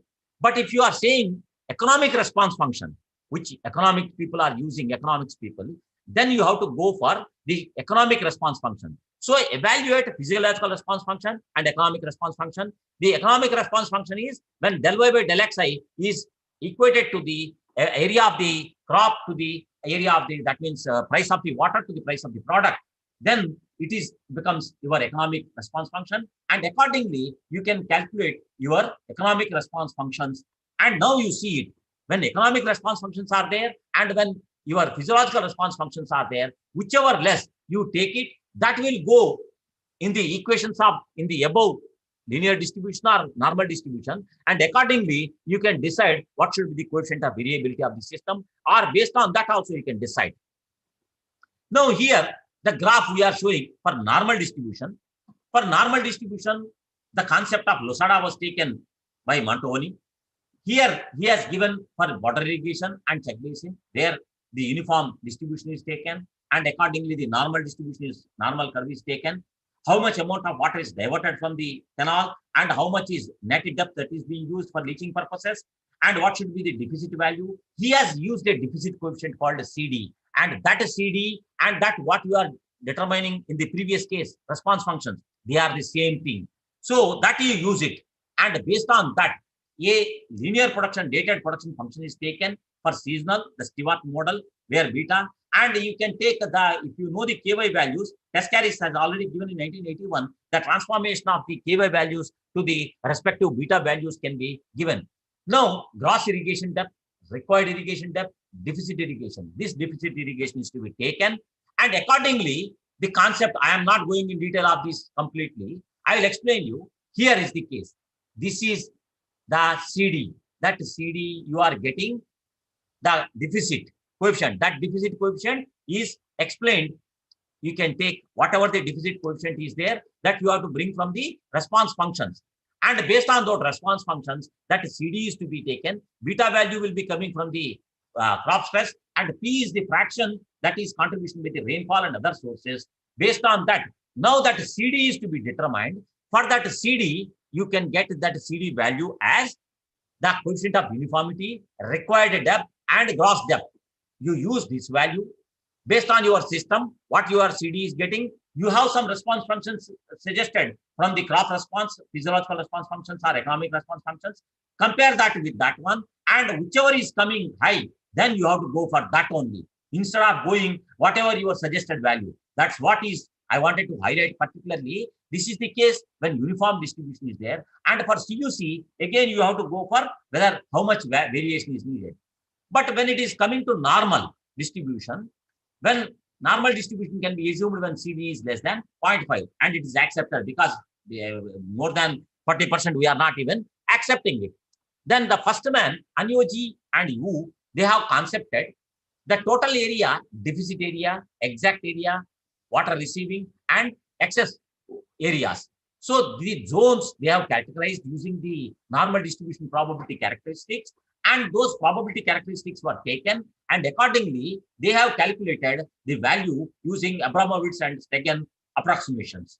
So based on those approximations, the respective areas A, B, C, D are calculated, and accordingly the application efficiency and the deficit area, surplus irrigation, storage efficiency, and deficit fraction can be calculated for a particular value of alpha. And based on that, your storage efficiency and deficit or application efficiency or seepage can be calculated. Now, if you know the how much CV is there. Based on that, you calculate your CVC. And based on that CUC, now you can find out your XI value, that CD value for normal distribution function. This is the case. And previously, that was for the uniform distribution function. So if you want normal, normal is always good than the uniform distribution. So I request the scientists, particularly engineers, they go for uniform distribution. And there is a plenty of scope that you go for gamma distribution, log normal, beta power distribution, that can be used, and a lot of theses and research can be done on this to determine how much is the case. Now, particularly for PhD students and MTech students, what are the future avenues of the research, particularly in drip irrigation, particularly for crop modeling, when drip irrigation schedules are being developed? Agronomists, soil scientists, engineers are all working, but there should be some demarcation of the engineers when they are compared to agronomists to demarcate the view. The deficit irrigation management, which is done on weekly basis, is a too high value. It should be taken on the daily basis. Second thing, crop growth models, DSAT, APCM, should be taken to analyze the crop, the climate change effect on the physiological of the crop and the yield models. But when crop growth models are coupled with your irrigation scheduling models, we have only linear programming, but linear programming cannot take care of the non-linearity systems coming under crop growth models. You need to go for non-linear programming and dynamic programming, but the curse of dimensionality is not allowing the crop models to take care of it. And second thing is the optimal irrigation scheduling problems can be taken care either through mixed linear programming problems or by fixing the dates or changing the intervals also. You can take care of that. But the second aspect of research, which our C.K. Patel is going to handle, I don't know whether he's handling wastewater irrigation, the gray water utilization. Gray water is called, we have gray water and black water. Gray water is treated sewage, and sewage means, black water means utilizing the sewage. But India, you can say estimated sewage generation is 40 to 60 billion liters per day in urban areas. Out of this, only 20 to 30% is treated in India. But in advanced countries like Germany, Israel, you can see United States is 75% recycling is there. South Africa is 60% recycling. Singapore, 100%. If this wastewater is recycled and again removing by toxic chemicals and biological organisms, there is a scope that we can use it, and the clogging problems that are coming to arise can be solved through drip irrigation. So, once if you are applying this wastewater, there is a need that the qualitative evaluation or food safety considerations need also to be taken care. Recently, I have gone one article from Central Water Commission, which is given by one great scientist, that the obstacles in micro irrigations, why they are not going. Clogging of emitters, that can be solved because frequent cleaning is needed, and acid treatment is to be given. Damage by rodents, that can also be controlled. High cost of installment. You can go for Pepsi pipe systems. If you don't want high cost, you can say that cost of the system can be reduced, and with a high discharge drip irrigations also. Lack of assured electricity and power. Gujarat government has already given that whoever is adopting drip irrigation, the Jyotigram Yojana will be given on top priority basis, and a lot of applications are processed in this. So that is not a consideration. If electricity is not there, you can go for solar pumping systems, and hybrid solar and wind pumping systems are also can be taken care. High cost of diesel. When power source is not there, people are using, we are not suggesting go for diesel, go for solar pumping systems, and nearly 40 to 50% subsidy is being given by the government of Gujarat, and GGRC is the agency which is giving it that. And if below poverty line are there, and for even scheduled tribe and scheduled caste people, that one SC, ST, where they are highly prevalent, you can get more than 80%. And second thing is repair and maintenance. That is one of the issue that I am going to handle it.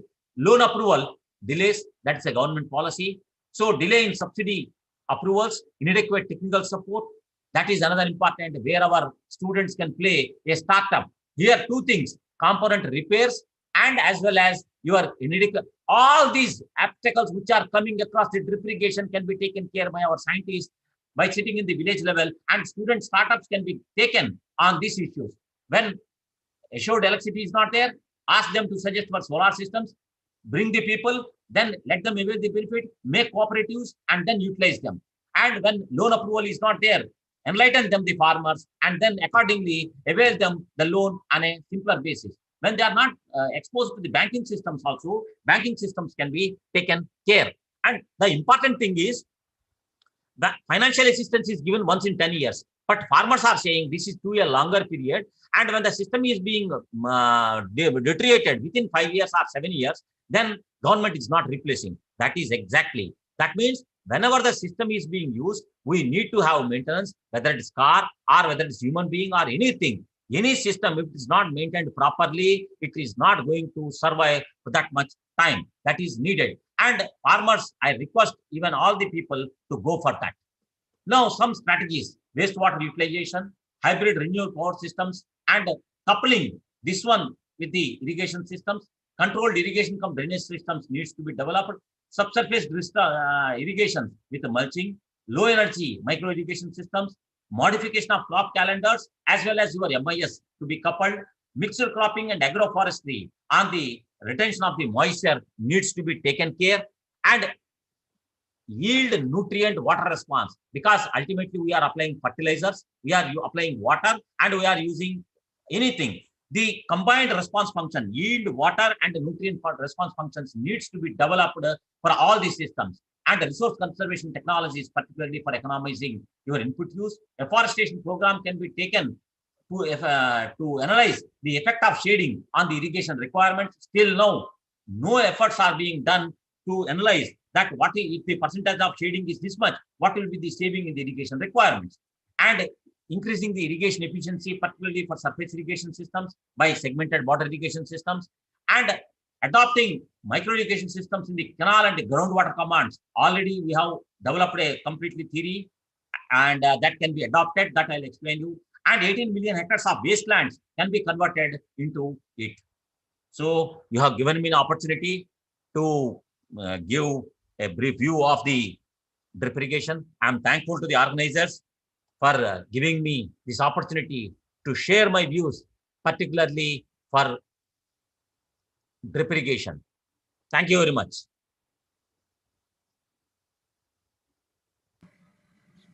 Thank you so much, sir. That was very informative session. To move further, we feel honored to have with us the Honorable Vice Chancellor of Anand Agricultural University, Dr. R.V. Vyas, sir. I welcome Dr. R.V. Vyas, sir, for his presidential address. Please, sir. Good morning to one and all. Good morning, sir. I am very happy to join today's online seminar or webinar on advances in micro irrigation and fertigation for improving water use efficiency and crop productivity. Dr. Subbiah, Dr. Shukla, Dr. Gautam, Dr. Rak, and many more who have joined today's webinar since morning. I am very happy to see that a lot of deliberation has been given by Dr. Subbiah, in depth, I can say in depth scenario about the micro irrigation and its pros and cons he has covered. So nothing much left for me to supplement, but I would like to see supplement few things as per the government policies, government views, and farmers' point of view.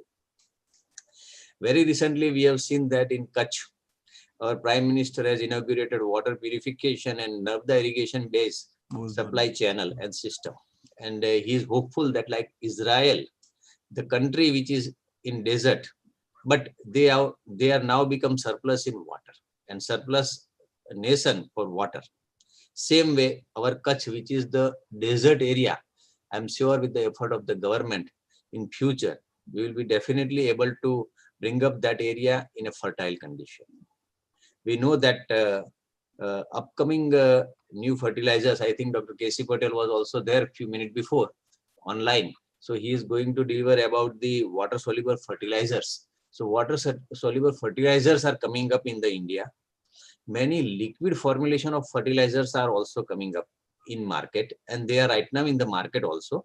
So in western part of India, I can say the micro irrigation practices and their allied fertigation methods are in practice now. I can say in last 2 decades, because of the Gujarat government efforts and the slogan of the central government, per drop more crop, per drop more crop. That slogan has remained successful in our state. In 2 decades, about 20% of the saving of the water has been reported by many farmer organizations, groups, and that has happened because of the Khet Talaudi and Boriband, which has been practiced at most of the villages where there is a water scarcity.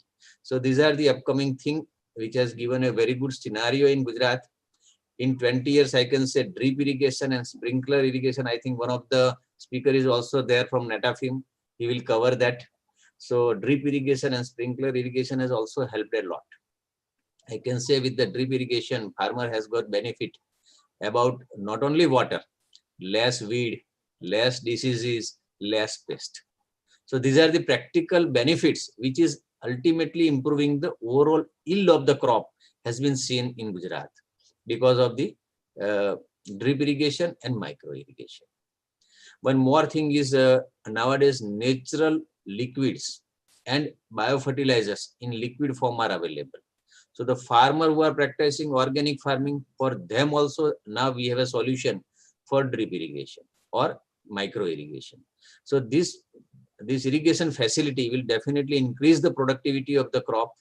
At present, Broadway, we can say that fruit crops and vegetable crop has been more benefited by drip irrigation. Surprisingly, we'll be happy to know that the crop like flooded rice, now farmers are going for drip irrigation in flooded rice to save the water, to conserve the water and have the water in multiple usage, which is saved from the flooded rice. So drip irrigation in rice is also becoming successful nowadays in Gujarat. In natural farming process, our Governor Sahab has given the technology in which Achhadan Prakriya is there. So that is also saving a lot of water, and because of that Achhadan and water saving, ultimately weed and diseases get reduced. So these are all the methods which we have to club. Research is required. Of course, Dr. Subaya has told that startups and research will be diverted in this direction, especially water soluble fertilizers and fertigation through drip and micro irrigation. So urgent need is to have some good research and have the database for the farming community. More and more recommendation we require from our university for the farming community. And I can say that with today's one-day seminar, our faculty and students, especially postgraduate students who have joined today's webinar, will be benefited. They will be able to plan their new experiments, how to go ahead for combining fertigation, micro irrigation, and to ultimately benefiting the crop productivity. Because to feed our large population in the country, we need enough food, vegetables and fruits. And for that, this today's seminar is very appropriate because fertigation, irrigation and productivity has been clubbed. Many experts are going to deliver their speech, and some of the farmers who have joined, they will also get some idea. Of course, we are using language as English, not following Gujarati, but some learned farmer and young entrepreneurs and students will be definitely benefited by today's seminar. I wish today's seminar a very good success, and I'm hopeful that based on this, many new ideas will come up, many new experiments will be planned by our faculty and postgraduate student, which will be reflected in our upcoming Agres course. So with this, I say that the topic is very appropriate for the farming community, state and nation, and let us have a very fruitful outcome of this seminar. Thank you very much. Thank you so much, sir, for inspiring us through availing your valuable time from your busy schedule. Thank you once again. Now I request Dr. Gautam Patel for giving vote of thanks. Please, sir. Thank you very much, Ayushi. Very good morning to all present here at the platform of one-day online seminar on advances in micro-irrigation and fertigation for improving water use efficiency and crop productivity, jointly organized by College of Agriculture, Vaso and Nahab Caste, AU Anand. It's my pleasure to express gratitude and thanks to Dr. R.V. Vyasar, Honorable Vice Chancellor, Anand Agriculture University, Anand, for their presence and their addressing the participants in spite of their busy schedule. I am thankful to chief guest of today's function and keynote speaker, Dr. R. Subaya sir, Principal and Dean, College of Agriculture Engineering, and Technology, AU Godhra, for their valuable lecture. I am very much thankful to Dr. Y.M. Shukla sir, our principal, College of Agriculture, Vaso, for their support, guidance, and encouragement. I express my sincere thanks to our eminent speakers who is going to deliver their lecture, Sri Prasad Bhai Pancholi, agronomist, Netafim Irrigation India Private Limited, Vadodara, Dr. H.D. Rak sir, Professor and Head, Department of Soil and Water Engineering, College of Agriculture Engineering and Technology, JU Junagadh, Dr. K.C. Patel, Research Scientist, Micronutrient Research Unit, AU Anand, who are going to share their vast field experience and knowledge and explore the research development with the participants. I am thankful to Dr. Y.C. Jala sir, Principal and Dean, IABMI, and Dr. Prabhat Kumar, National Coordinator, NAHEP CAST, ICR New Delhi, for facilitating the center.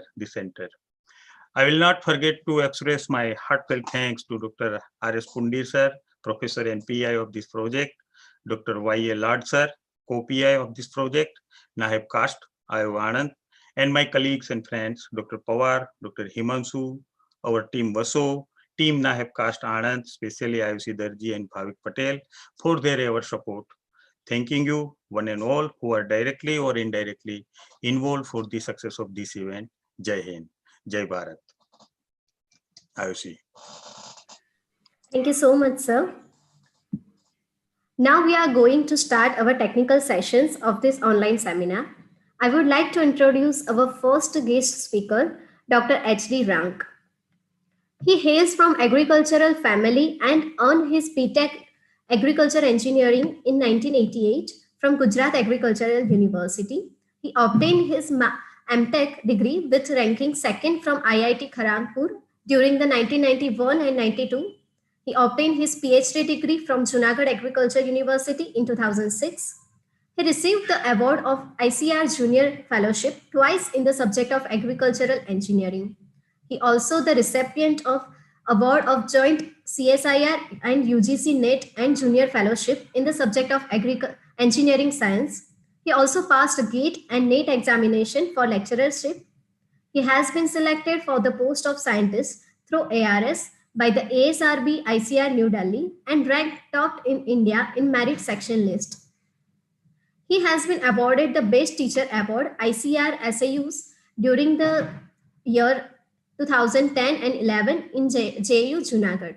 He guided more than 5 PhD and 17 M.Tech students. He has more than 75 research papers in his credit in national and international journals and more than 25 technical articles in vernacular language. He attended international and national seminar, workshop, and symposiums.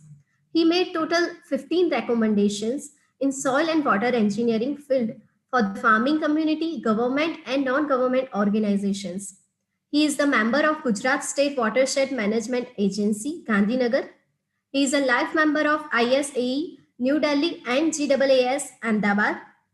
He also served as a member of Research Council and Extension Education Council of the Junagadh JU. I request you, sir, to start the session. Please, sir. Okay, thanks, IOC. Now let me share the screen.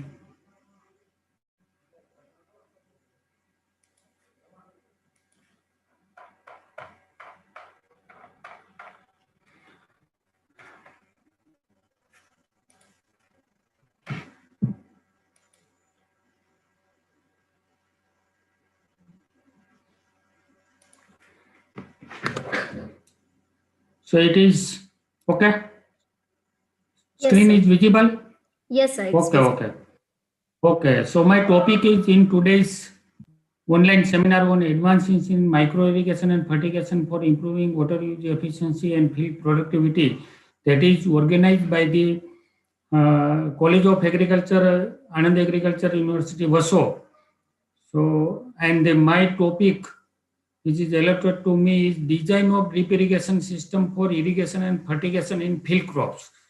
So, I think many aspects are covered by our Dr. Subaya Sahab. That I will go speedily. So, let us see the whole we are worrying about the water. That is the issue of all over the world, because water is decreasing day by day. In fact, the total quantity of water on the planet Earth is not decreasing, but the utilizable form of water for the human being and other concerned activity to human being is going to decrease because of degradation of the water resources. Now, the availability of the fresh water, if we see at the global level, so let us see our India only, black, that you can see here in 1955, means immediately after we became independent, that was 5,300 meter cube per capita per year. That was reduced to 2,500 in 1990, that is before 30 years. And now in 2030, that is after 5 years, we will be left with only 1,500 meter cube only.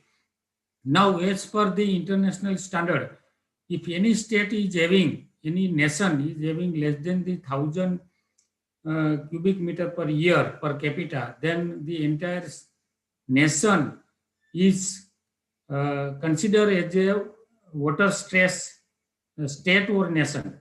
Now, let us see some fact about the India, and then I will go for the Gujarat also, because I think more than 75% or more than 55%, I think, participants are from Gujarat. So I will discuss in context to Gujarat the concept of water management with respect to the drip irrigation. Now, all we are knowing, we are having 75% of the world population and 50% of the livestock population. Now, against this, we are having only 2.4% of the land and 4% of the water resources. That means, as compared to the other countries, we are having more human and livestock pressure on our land and water resources. Now, even though we are having the enough water resources in form of rainfall, because if you see the total rainfall volume falling on the India, on the geographical area, is 4,000 billion cubic meter. I have considered only 1,019 centimeter, that is average annual rainfall of India. But out of that, we are knowing that in India, the variation of the rainfall is very high. We are seeing the flood as well as drought. We are seeing the drought in many parts, Western India as well as southern states. And we are seeing the flooded area in the eastern parts, Bihar, Orissa, West Bengal, and UP. So this is the situation. Due to this, the utilizable water resources of the country is only 1,123 billion cubic meter, of which 690 centimeter is from surface water and 433 billion cubic meter is from groundwater resources. Now, the per capita water consumption is, per capita water availability is decreasing because India is having ever-growing population, and we are knowing that the standard of living of India is increasing. So this will boost the water demand in future.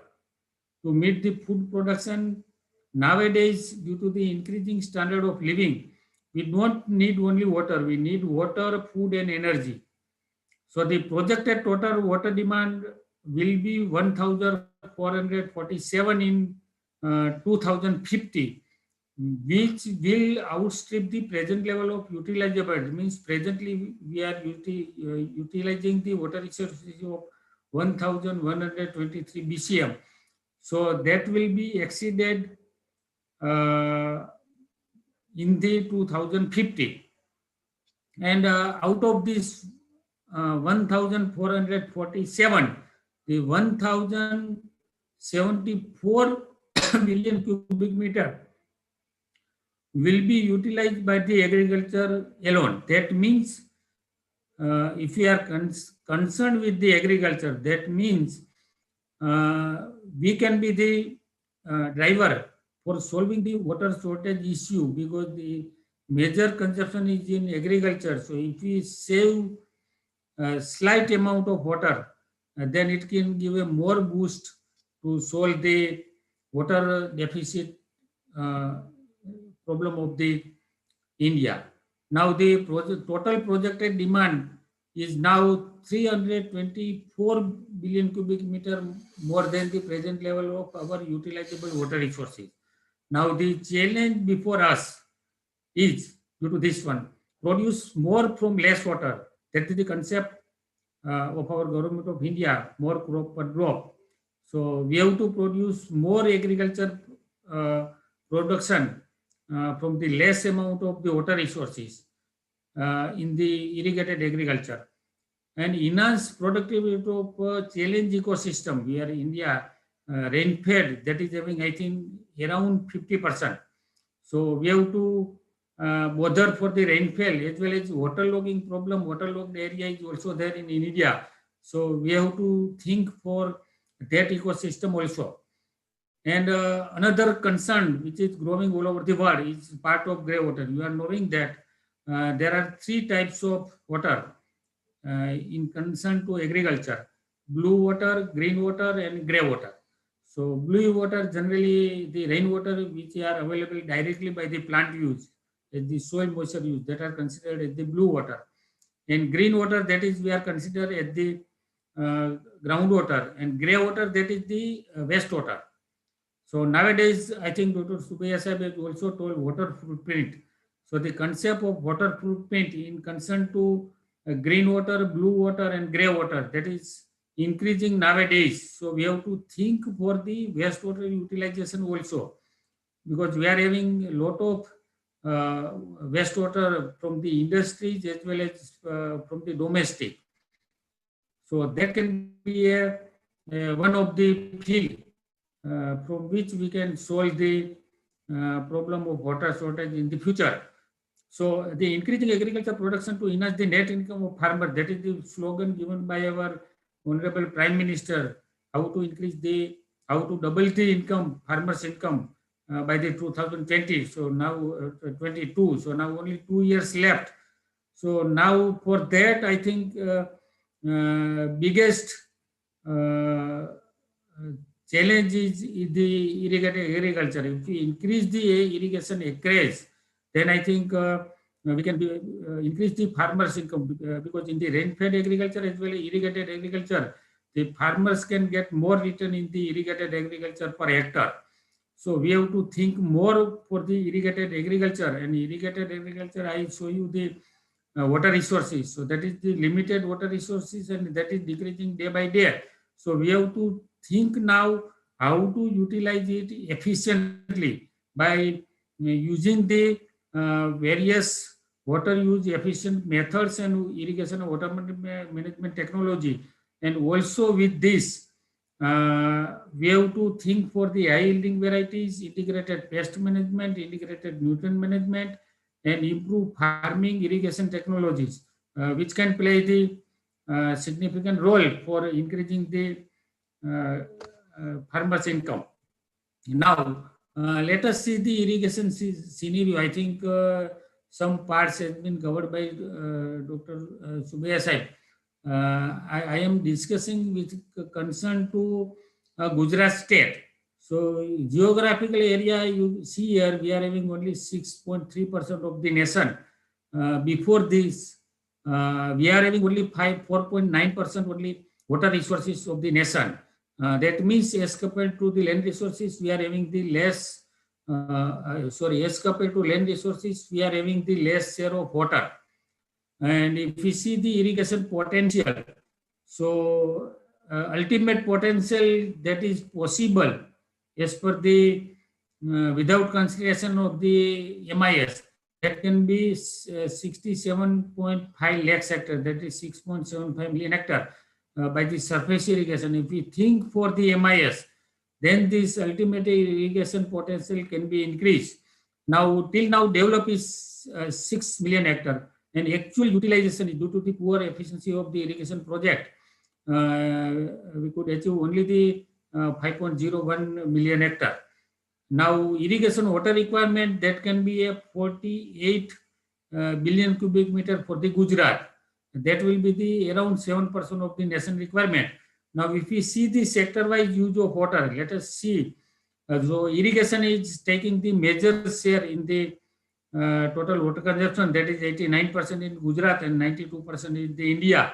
Now drinking water supply is only 8% and industrial is only 3%. That means that is our responsibility to solve the water shortage problems in India and Gujarat, to sustain the agriculture, to meet the ever-growing population of the nation. Now, why this is, why Gujarat has the problem of water resources? That is only the uneven distribution of the rainfall. Otherwise, we are having the enough water. You can see that central and south Gujarat are getting 80 to 200 centimeter. North Gujarat and south Saurashtra, that is getting around 40 to 80 centimeter, and Kutch is getting less than 40 centimeter. You see here in the graph also that variation is given. So that is only uneven distribution of the rainfall. Now, if we think for the water resources, the South Gujarat and South, Central and North Gujarat is having 17 river basin. Against this, Saurashtra is having 71 river basin and Kutch is having 97 river basin. So in terms of river basin, the Kutch is more rich than Saurashtra and then the rest part of the Gujarat. But if you see the water resources point of view, the trend is entirely inverse, because perennial rivers are only located in 20% area of the state, which is account for the 80% of the surface water of the state. That is our few districts are coming, which is having the excess water. That is, I think, from, if you consider from the Mahi to Tapi, and I think the Valsad district, that is light district. So these are all districts are having the excess water. Now, if you see the region wise, so the Kutch is having only 3% of the water resources of the Gujarat. North Gujarat is having only 11% of the water resources of the Gujarat. Saurashtra is having 17%, and Central and South Gujarat is having around 17%. So this is the situation of uneven distribution of the water resources. Otherwise, Gujarat state is not having absolutely shortage of water, but this is only due to the uneven distribution of the rainwater. And I think this problem can be solved by the interlinking of the rivers, and that can be solved only partly because our topography of the Gujarat do not permit for this. It will be the very costly affairs. So instead of that, linking of the rivers, because that will be the more cost, we have to give even more excavation work as well as more pumping cost, because you may be knowing about the Sauni Yojana. In Sauni Yojana, we are having doing the pumping at various stages. But as far as possible, up to few case extent, it can be possible, but the entire water cannot be transferred. So only the option left is we have to use the available water resources at various parts. Whatever will be the water resources available, that we have to use efficiently by the irrigation technology. And more water harvesting, because even in the water deficit area of the Gujarat, due to the distribution of rainfall in context to time is also not uniform, because the rainfall is occurring during June and July only. So the runoff is occurring, and that runoff can be harvested and can be get discharged in the recharge in the groundwater. So that can be utilized during the Rabi season. So for the North Gujarat, Kutch and Saurashtra, water harvesting can be the equal option, equally important option as efficient water utilization. And for the South Gujarat and Central Gujarat, I think the water should be utilized, even though the water is plentiful available, but we have to use it careful, because the over use of water can problem the soil health problem also, and groundwater quality can also be deteriorated. So in all context, we have to think. And if you see in overall, I think the micro irrigation and uh, irrigation water management technology can be the best option to solve all the problems of the Gujarat in context to the water. Now, if you see the per capita availability of the income in Gujarat, you can see that I have given two figures. Red figure is the 2011 that was, and now what will be, that is given in the blue form, 2031, that is after 11 years. So in the Kutch per capita availability is 700, and it will remain to 370 only in the 2031. Similarly, you can see. So only the safe part is our South Gujarat, Central Gujarat and South Gujarat. That is having 1,500. I think if you think for the whole activity of the human being, that is drinking,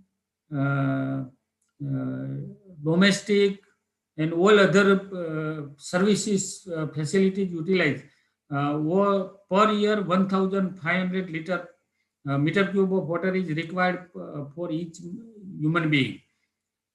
So in 2013, if you see the even in the central and south Gujarat, that will be not enough. So Gujarat can be a water stress state next to the Rajasthan. Overall per capita water availability of the state is, if you take the average, it can be 920 cubic meter, and in 2011, and that will remain only the 640 cubic meter in 2031. That means we are not safe in context to future if we will not think for the water management. Now, if we see the land and water resources of Gujarat, that you are knowing, we are having the cultivated area of 12.4 million hectare, and ultimate irrigation potential that can be created, that can be only 67.5 million hectare through the surface irrigation method. So from the different irrigation project, major and medium, it is 1.78. Sardar Sarovar project, it can be 1.79, and minor irrigation project 0.5. And so a small check dam and other water conservation structure, it can be maximum 0.7. And the groundwater potential, that is having 2 million hectare. So still we will be having rainfed agriculture 5.65 if we continue the current agriculture practices. So we have to think for the improving the water use efficiency, that means more crop per drop, or we have to think for the water footprint of the crop production, because water footprint, I think in Dr. Sobhaya said also presented on the water footprint, that is we are having water footprint of India is very high as compared to the other developed countries. So we have to, anyhow, we have to utilize the water efficiently. Otherwise, we cannot compete the world while export import the agriculture commodity also. So we this is for the water, food, and energy, because till now we have thought only for the water and food, but nowadays energy is also very important, because that is having the shortage, and that's why our government of India is thinking for the non-renewable energy. So main purpose of the water use efficiency is water, food, and energy for all, forever, and the more crop per drop and energy input. So these are the three main aims of the. Again, challenges you might be knowing, because we are in day by day in the newspaper, and the policy makers and the scientists are reporting on the climate change. So the agriculture can be the most field in which there can be a climate change, because we are the water hungry sector, and ultimately the climate change effect will be more on the hydrologic regime, rainfall pattern, and that we are also observing. The entire seasonal rainfall is occurring in one day, and after rest period there is no rainfall. So to sustain the agriculture I think climate change can be the biggest challenge. So what can be that the climate change impact on water resources can be increased because of spatial and temporal uneven distribution that we are observing nowadays. There is change in the temporal distribution and there is change in the spatial distribution, because earlier days, I think Navsari and Valsad, we have more rainfall. But this year, I think since last few years, the Saurashtra region is getting more rainfall. So this is, I think, can be the impact of climate change, and that can be shift in any direction. It is not certain. I think uncertainty is the only certain in arena of climate change nowadays. Nobody can change it. I think even the RCM model and GCM model are not working exactly because it is very difficult to model the weather in the mathematical frame. So there can be change in any direction. So we have to be ready for that by using the only the management option and contingency plan.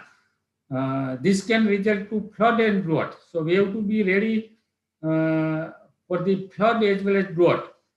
Because this year you might have seen that cotton area is flooded, and the cotton crop is the most affected. Even the groundnut, which is tolerant to flood as well as drought, but this year the groundnut production is affected very much in this Saurashtra region. Otherwise, flood and drought can be tolerated by the groundnut, but this year it was very extreme. And both crops, that is major crops of the Gujarat, that was affected this year. So we have to think for that through the irrigation water management as well as rainwater management option. And the crop water requirement can be increased in area away from sea and maybe decrease in coastal area. That is our observation, because in the NICRA project, we have analyzed the crop water requirement of the various parts of the Saurashtra region. So the station which are near to the coastal area, the water requirement was found decreased, while the station region which are away from the sea, the crop water requirement of increase. And I think there are few spots in the world also that has been reported as the similar results. So the water availability can be uncertain. So water insecurity will be the future issues. And if there will be water insecurity, naturally there will be food insecurity. So the above challenges can be fought through increased water security in the arena of climate change. So the three options we are having: water conservation through watershed development, so that crop can be saved in case of drought, and rainwater can be managed, and the flooded area can be reduced through the watershed management. So the watershed management can help in two ways against the condition of flood as well as drought. Now, augmenting the groundwater recharge through technological intervention, because the groundwater is the biggest water source in Gujarat, and that is the cheapest and safe. And not only for our purpose, but to maintain the groundwater quality also, groundwater is required, because we have to, Gujarat is having 1600 kilometers of sea coast. So I think if the groundwater level will be decreased, then there will be seawater increase, then the groundwater quality will be deteriorated, and ultimately it will deteriorate the land soil health also.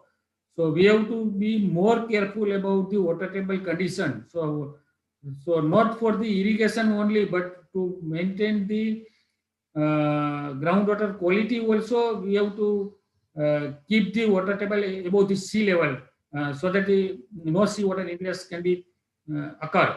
And the efficient irrigation water management through adoption of MIS and mulching technology. These are the two most favorable technology for the water saving as well as increasing the yield. Now, this is the about Gujarat. I am just skipping it. this is the situation in the Gujarat. If you see the total irrigated area in the state, canal irrigated area is 9.76 lakh hectare, which is only 22%, and the area irrigated by the tank is only 1%. So the rest 77% is by the groundwater only. So the agriculture sector is consuming 49% of the total electricity in the state, because electricity consumption is more in the groundwater pumping, because nowadays water table is going to be lowered, so it will increase the electricity consumption. So agriculture is not consuming 80 to 85% of the water only. It is consuming the 49% of the total electricity of the state. So that means I think efficient water management can helpful in this way to reduce. Now let us think for the MIS. That is one option for the solution of the water shortage, and even increasing the agriculture production in the area of water scarcity. So if you see that Gujarat is having highest MIS, micro irrigation area in the Gujarat. Second is having Andhra Pradesh, Maharashtra, Karnataka, and Rajasthan. So this 6 state is, I think, having 85% of the total MIS in the India. So India now leads the world. So total, I think we are having presently 220 million hectare under MIS in the India level. So that is, we are also leading in the world with nearly 2 million hectare under MIS. That is total 20 lakhs. Now, see the MIS coverage rate in Gujarat. So I think GGRC was established in 2005-06. So initially, due to some policy restriction as well as the awareness, lack of awareness by the farmers, the adoption rate was low. But later on, it is increased to 1 lakhs per year, and it reached to the 2 lakhs and 2.25 lakhs after implementation of the PMKSY, that is Government of Prime Minister Pradhan Mantri Krishi Sinchay Yojana, and after that, I think there was a acceleration in the adoption of the GGRC because of the fund availability. But before the PMKSY, also Gujarat was leading due to only the efforts of GGRC. The GGRC model is adopted even by the other state also. This is the very successful model in the India.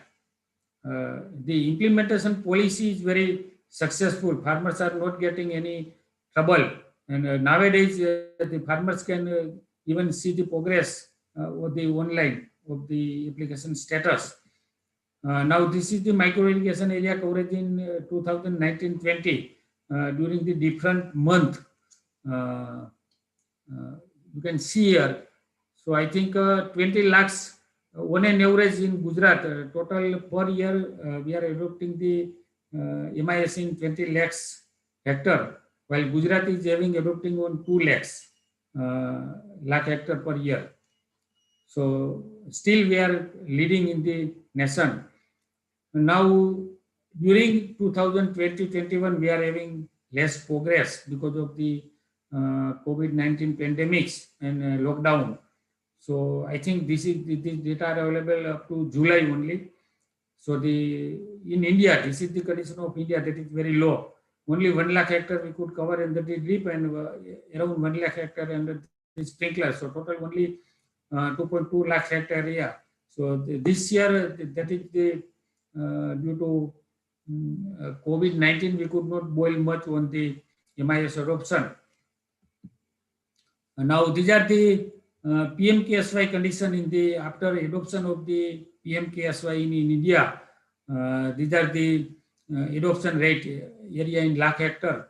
In the PMKSY was adopted in the 2015, July 1st July 2015, and after that you can see there is successively increase in the adoption of the MIS.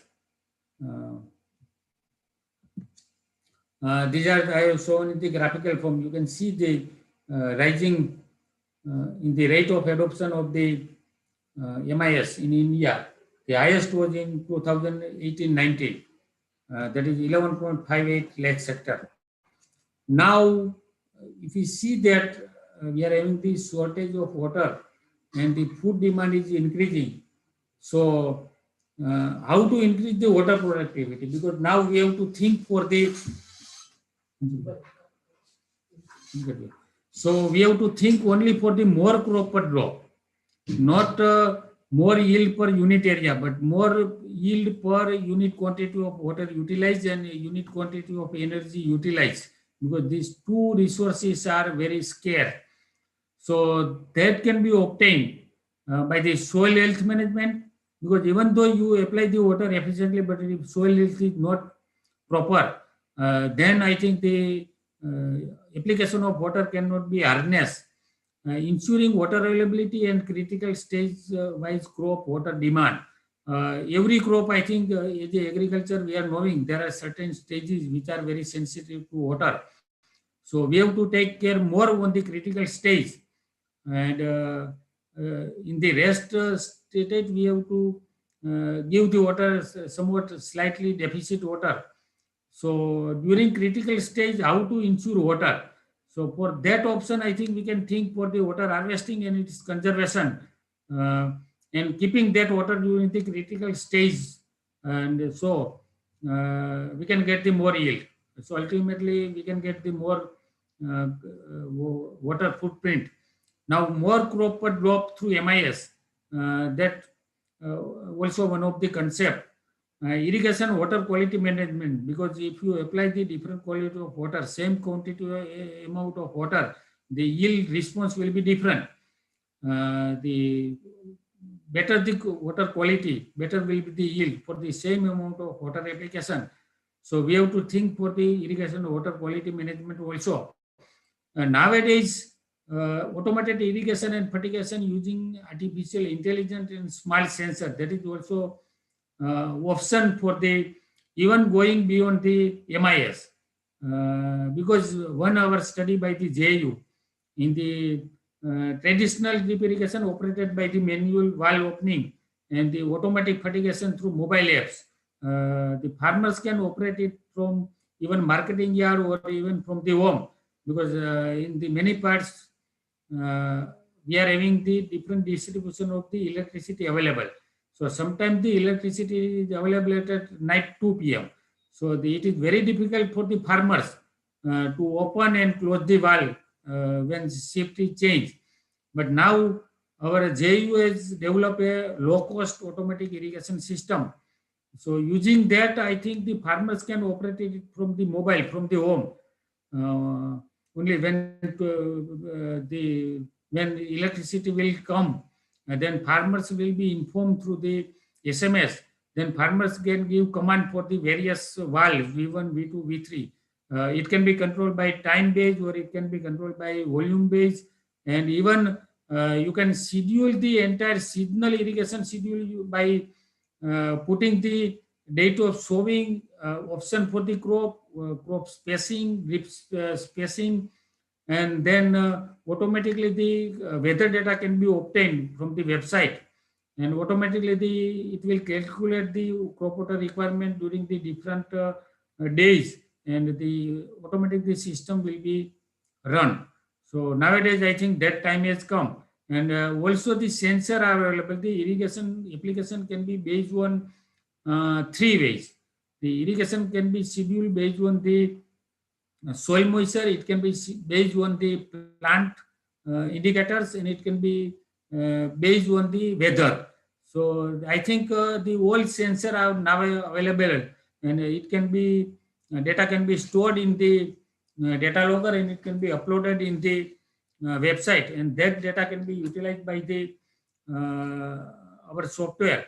So this, I think, automated irrigation and fertigation, we have to think for in that direction, because nowadays labor shortage for the agriculture is the biggest issue in, I think, many parts of the Gujarat. So anyhow, we have to decrease the cost of cultivation also. And we are knowing that in the crop production, labor cost is the major component. Deficit irrigation, that is the concept. I think nowadays in the water scarce area, this concept is being implemented.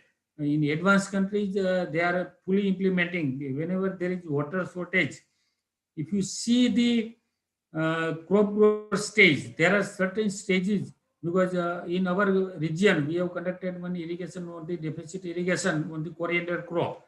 So we found that even if the last stage, last few days, if we omit the irrigation or if we decrease the water requirement, water application by the 40% of the water requirement, still there is no yield reduction. Even the yield reduction was found 2 to 3% only. So by saving the water, the return, or by diverting the saved water for other crops, or by covering the more additional area, we can get more profit from that water saving rather than the yield loss due to deficit irrigation. So I think this concept we have to adopt in the future.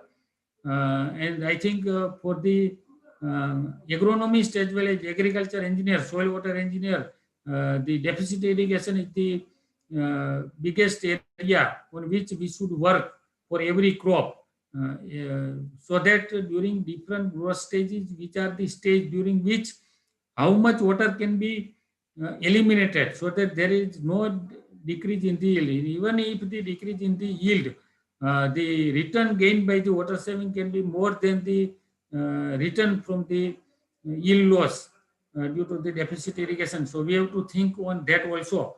Mulching is the well-proven technology, I think, and I think lot of technology available for the different crops, and I think all four agriculture university are working in that. We for the Saurashtra region also we are having the mulching technology recommendation on the different crops. More than 50% water saving we are getting, and I think more than 50% yield increase we could get through the mulching as well as MIS adoption. Pulse drip irrigation, that is the new concept. We are not adopting. I think that is only at the level of academic institution. But I think now this is the option. If we apply the drip irrigation continuously for the 2 to 3 hours for getting the large wetting area, the root zone are getting submerged. During this, the hypoxia condition are arise, and due to this, these plant roots are not getting the oxygen, and because of this, the respiration and photosynthesis process is hampered. Pulse irrigation, we are giving the irrigation in cycle.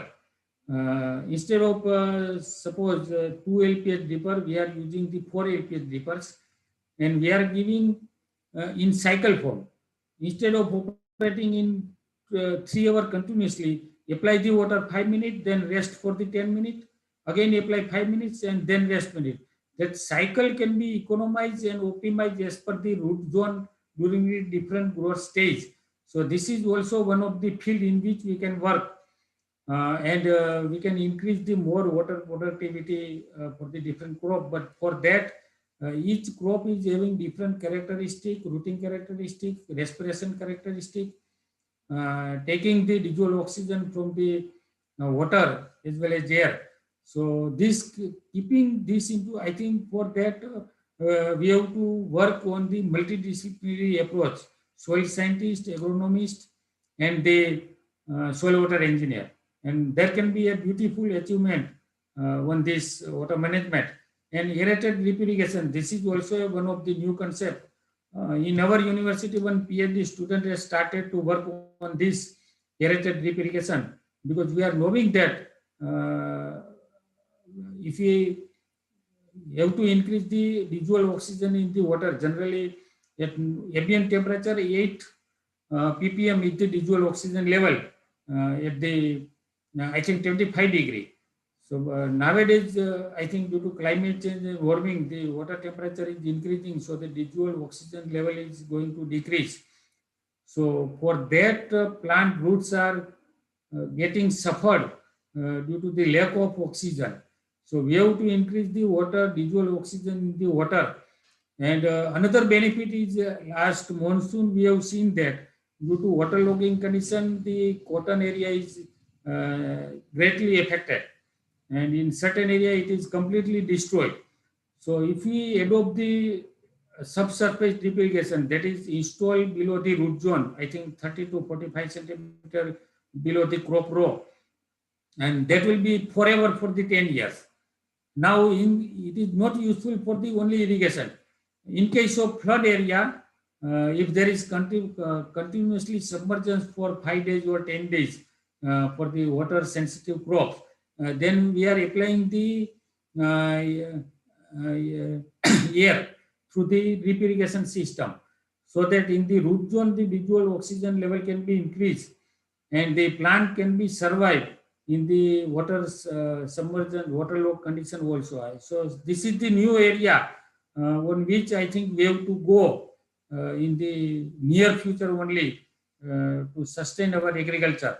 So for soil wealth management, these are the recommendations made by our Junagadh Agriculture University for the policy makers, how to manage the soil health management.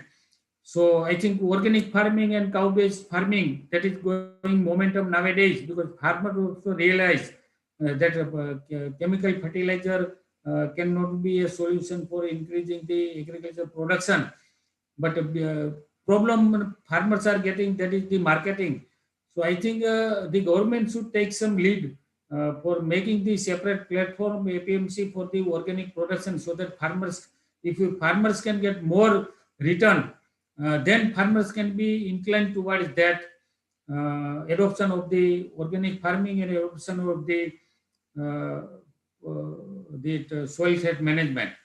We have also suggested the rearing of Desi and Gir cow breeds, which are having very value addition of all products of the cow is very useful for our agriculture and giving the to milk. So these are the all. The government should also give some prime importance and undertake project on reclaim the problem, because we are having in coastal area and even due to in situ salinity, there are a lot of fallow land as well as wasteland, and certain area having not giving the potential yield. So this, I think this project should be taken so that water productivity of that area can be increased. Because in saline area or in alkaline soil, the production level is less. Even if you apply the same amount of water, sometimes we have to apply more water for the reclamation, and that is not water use efficient of management option. We have to think for the biofuel producing plant and fuel trees in the waterlogged area, so that area can be reclaimed for the future.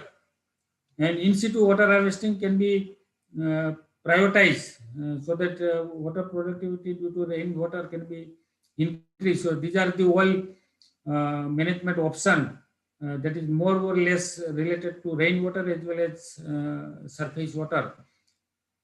Now, ensuring water availability and critical stage-wise crop water demand, there are because during rainfall season as well as summer season as well as winter season, when we are reaching to the February or March, groundwater is going to be emptied. And during this February, March, there are a lot of crop during which there are critical stage are falling. So if we increase the water harvesting structure or utilizing the water efficiently and storing it, I think we can keep the reservoir water during the critical stage of the crop.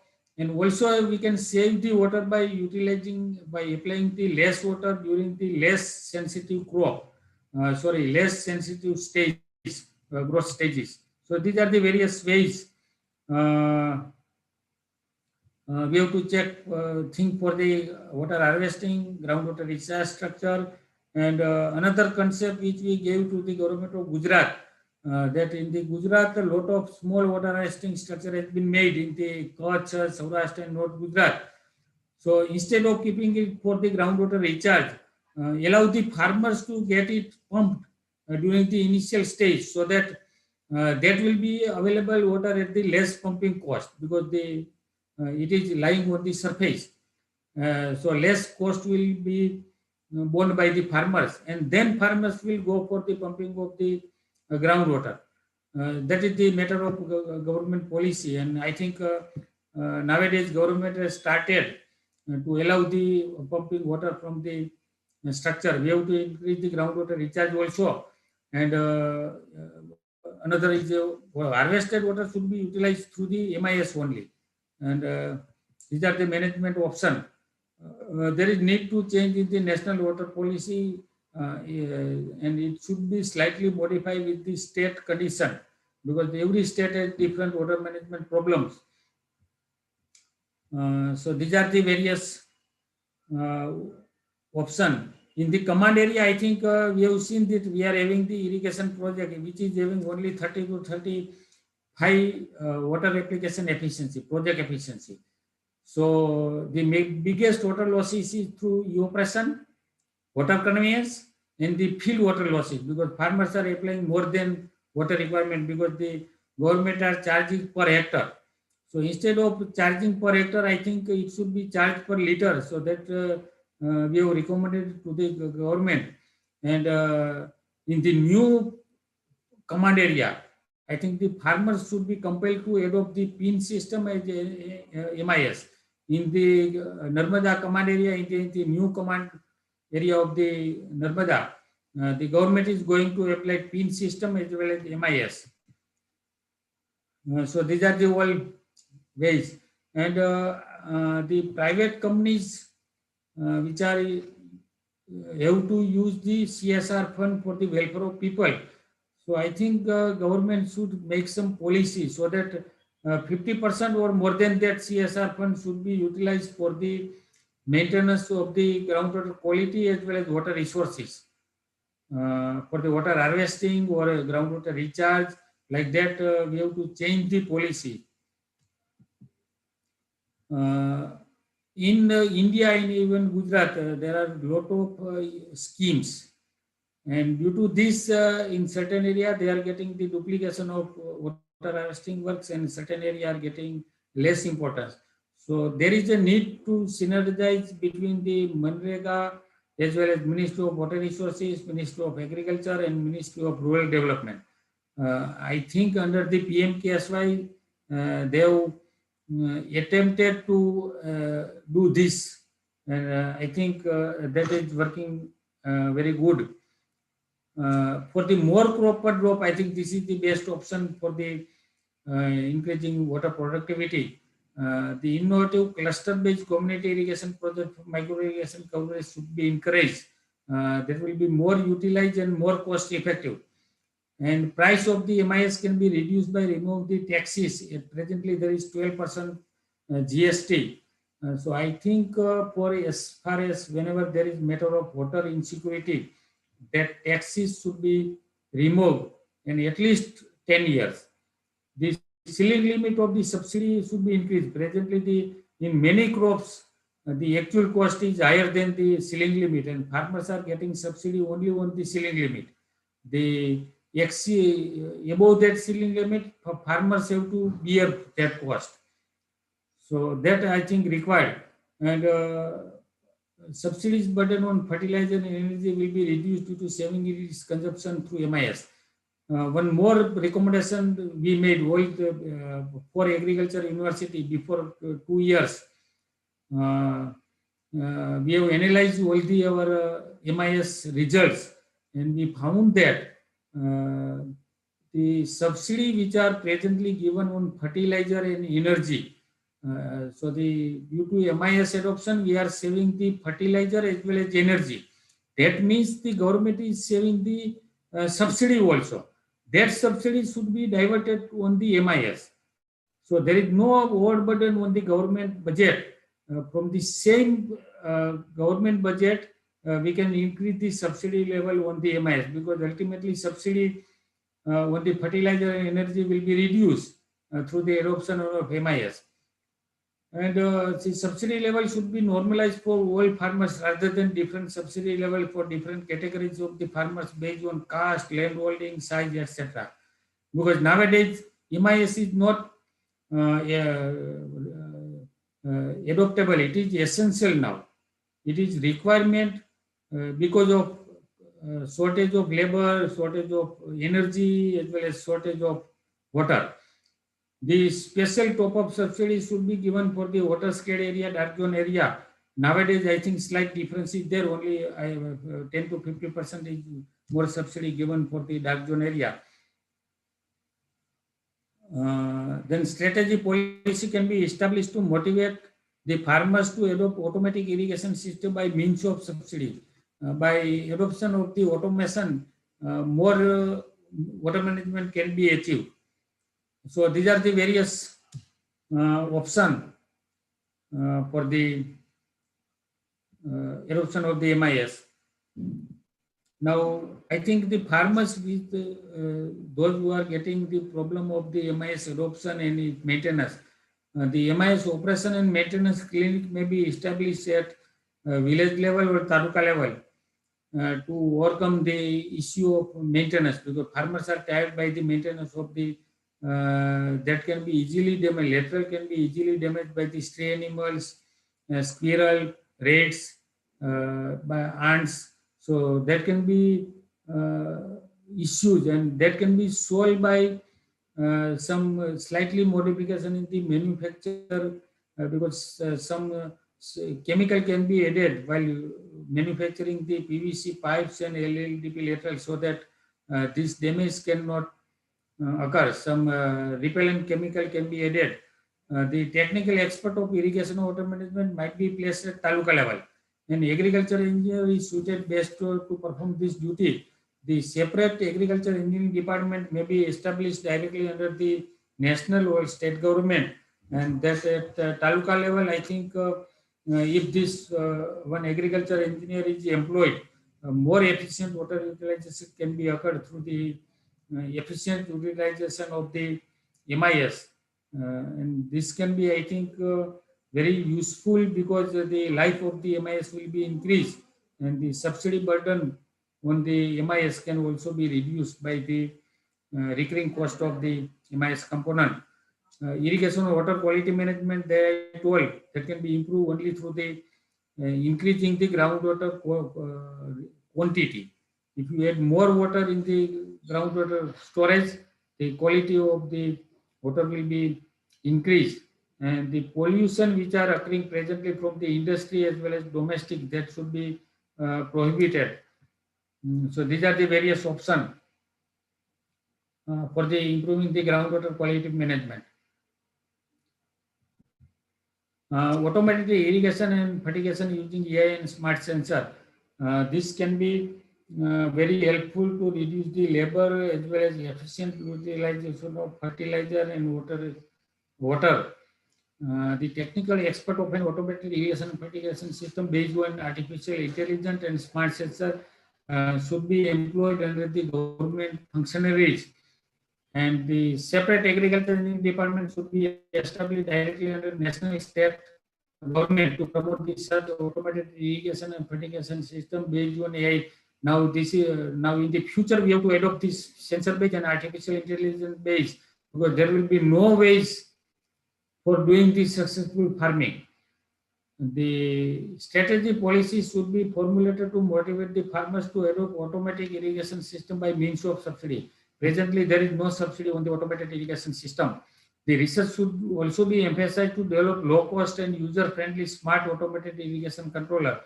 So, I think once it can be incorporated in the GGRC, there will be a lot of startups for the development of this low-cost automation unit. Deficit irrigation that I told earlier, the academic institute like ICR SU should be directed and concentrated on the research about water management toward deficit irrigation response to different crops, because we are not having all crops presently. There is a lot of scope are lying by eliminating water application during the certain less sensitive water crops growth stages. The use of remote sensing technology should be made in command area for releasing the water from the reservoir. Remote sensing technology can nowadays, that is the field, based on the image, we can detect the water stress, and based on that only the water should be released in the canal head, so that farmers cannot utilize and give the excess water. Water pricing should be levied on the volumetric base rather than the per unit area. So, because once the farmers have to pay more, then farmers can be more careful for the water utilization. That I think one example near the Anand, there is one solar cooperative. So they are developing the drip irrigation using the solar power, and the excess solar power they are selling to the government.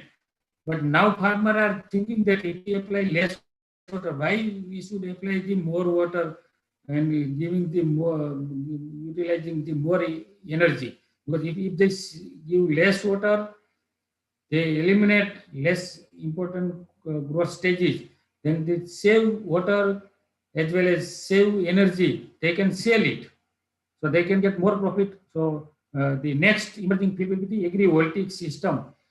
In our one experiment that is conducted in our Junagadh Agriculture University, by adopting the agrivoltaic system, the farmer's income can be increased by twice or thrice.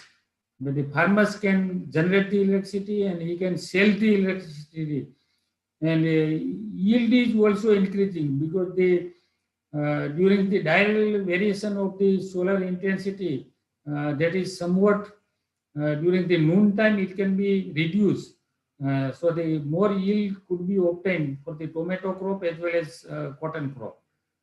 So this, I think this will be the new emerging field. Without any land for the agriculture, we can get both benefit of energy generation as well as agriculture production.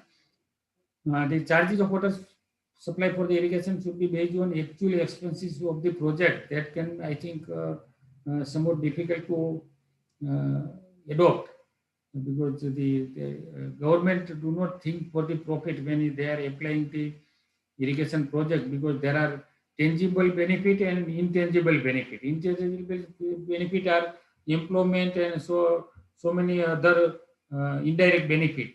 So if we count that all the benefit, cost benefit ratio may be more than one. Otherwise, in India, we can accepting the irrigation project which are having around one BC ratio. Mulching technology, now that is well proven technology. I will not discuss much more on that. You might be knowing that plants are taking the nutrient in the optimal soil environment. If we are applying the mulching technology, the microbial growth, because the day and night time, the diurnal variation of the temperature is getting reduced. So there can be a optimal soil environment for the microbial growth, which are very useful for the creating the proper air, water, and mixing oxygen. So this can increase the yield in many ways. Water saving is the additional, you can say, the benefit because of the decrease in the soil operation. Also, due to mulching technology, we can reduce the growing days. Crop can be mature early, so that during the initial, the price of the crop is higher. So farmers can get the benefit of these higher prices also. The burning of agriculture, nowadays the problem of the mulching is after removal of the mulching, the disposal of this plastic is the problem. So I think the intensive can be given for the adoption of degradable plastic mulch. Degradable plastic mulch that can be made from the even from the maize nowadays, and presently it is costing, but after coming the technology, the degradable plastic can be at the price which can be offered by the farmers. Also, the collection of the removed plastic. We have to think for repurchase of that removed plastic, that is utilized plastic, so that it cannot pollute the other natural resources. Burning of agriculture residue stores should be completely banned, and the organic mulch should be promoted through the natural farming. This is also one of the target of the government of India. Pulse irrigation, that is the, I told in that we are giving the irrigation in cyclic form. So the root zone environment can be maintained, optimal level of the oxygen as well as moisture can be maintained by the pulse drip irrigation. This is also a new field for the research because every crop will require the different pulse cycle during the different growth stages. Aerated drip irrigation, that I also told earlier, by giving the aerated water, dissolved oxygen can be increased in the irrigation water, and even in the waterlogged condition, the same drip irrigation, subsurface drip irrigation can be utilized to save the crop from the waterlogged condition. We can inject the air through the lateral and reaper, and we can increase the residual oxygen in the root zone directly, and we can save the crop. So these are the decision support system based on the empirical evidence should be developed for the different soil, climate, and crop that we are not having. I think at least for the India. In the advanced country, this is largely adopted. Now fertigation, I think fertigation is the major cost. Farmers are also crying for the rising price of the fertilizer. So we can save around 30 to 50% fertilizer by adopting the fertigation technology, either through the venturi or fertilizer tank or by injection pumps. So these are the water soluble fertilizer. In fact, liquid fertilizer are somewhat costly, so that we are not much adopting. So these are the all different, that content is different, and that can be adopted for the different crops because certain crop require certain nutrient. So these are all available fertilizer, water soluble fertilizer that can be recommended and can be used for the drip, because only water soluble fertilizer can be used, otherwise there can be a problem of clogging. So these are the old fertilizer. This is manufactured by the GSFC. You can see in the website of the GSFC also. So nowadays we are having the no problem of shortage of water soluble fertilizer, and the cost is also now not much. When we imported from the other countries, it was costly affairs. But nowadays, this water soluble fertilizer is not costly. These are all option. Now we have analyzed the MIS. Can I continue let me ask the coordinator. Should I continue, or I think time is over? Yes, sir. You just briefly summarize. Okay. So we have analyzed the MIS adoption in Gujarat. What is the benefit in the Gujarat? What amount of energy we are saving? What is the amount of water that we are getting? So that we have analyzed by all the 4 agriculture university, and the same report we have submitted to the agriculture minister. And based on our recommendation and our report, the government agriculture minister as well as CM has been impressed by the MIS adoption by the farmers, and the subsidy level from 50% to 70% has been accepted by the Gujarat government. So this is for the different parts of the Gujarat. We have collected the research data on the irrigation water management. Castor is the North Gujarat. These are the all real field data of our research data, empirical based evidence data. And using that data of water applied in the surface as well as MIS and the yield. So what are the different water saving, water energy saving that we have analyzed. So these are the the highest water requirement was observed, that is for the banana crop using surface and drip irrigation. And you can see that we can see the 37% saving in water. The highest water saving of 60% due to drip irrigation was observed for ladies okra, and 12% for the bare. These are the water saving. Similarly, we observe the water yield increase also. So these are the whole crop performance based on our field condition. This is not farmers data. This is our real observation. So these are the whole you can see for the different crops and in the at Gujarat level by the present level of MIS adoption, what amount of we are getting the benefit. So through present you consider only 5.81 lakhs only. Presently it is 18 lakhs hectares. So these all the figure which are given here. The additional area water saving that is given here, it will be actual will be more than that. So the additional area in now I am talking about the Gujarat level that can be brought under irrigation with the saved water has also been assessed. The adoption of MIS water saved per hectare is assessed at 37.76%, which is 3,005 meter cube or 30 lakh hectare. Thus, if we consider the total existing area under MIS, 3,940 MCM water is saved. That is the presently water saving level by the present adoption level. The saved water thus can be being additional area of 8.47 lakh hectare in the irrigation hectare. This is the energy saving and cost of energy saving given based on the present MIS, that is around 13 lakh hectare. If we think for the count for the 18 lakh hectare which is presently having, this can be boost more. So you see this is the energy level in the Gujarat. The energy level, the surface irrigation method requires 2,477 kilowatt hour, that is unit per hectare, while the drip method requires only 2,100 kilowatt per hectare. So 50% saving in energy we are getting. And the cost is also reduced.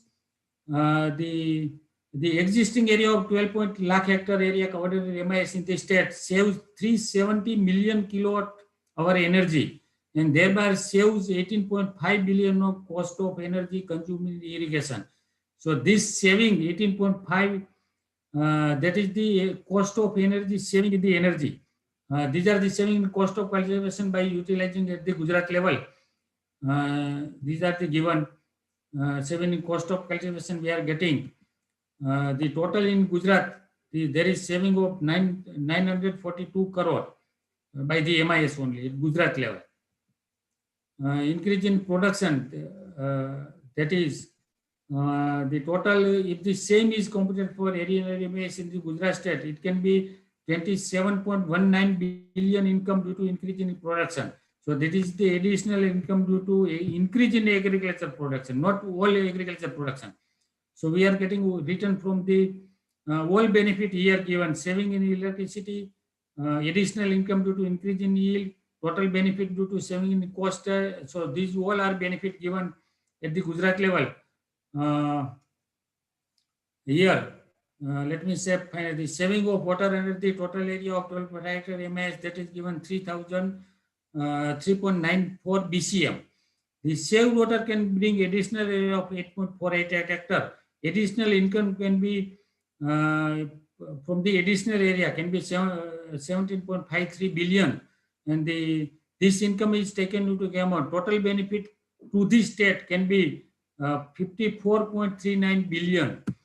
Now proposed future plan we have proposed the same water if we utilize, then we can bring additional area of 29.4 lakh hectare, and the state total 87.51 lakh hectare area can be brought under irrigation, even in the existing water level condition.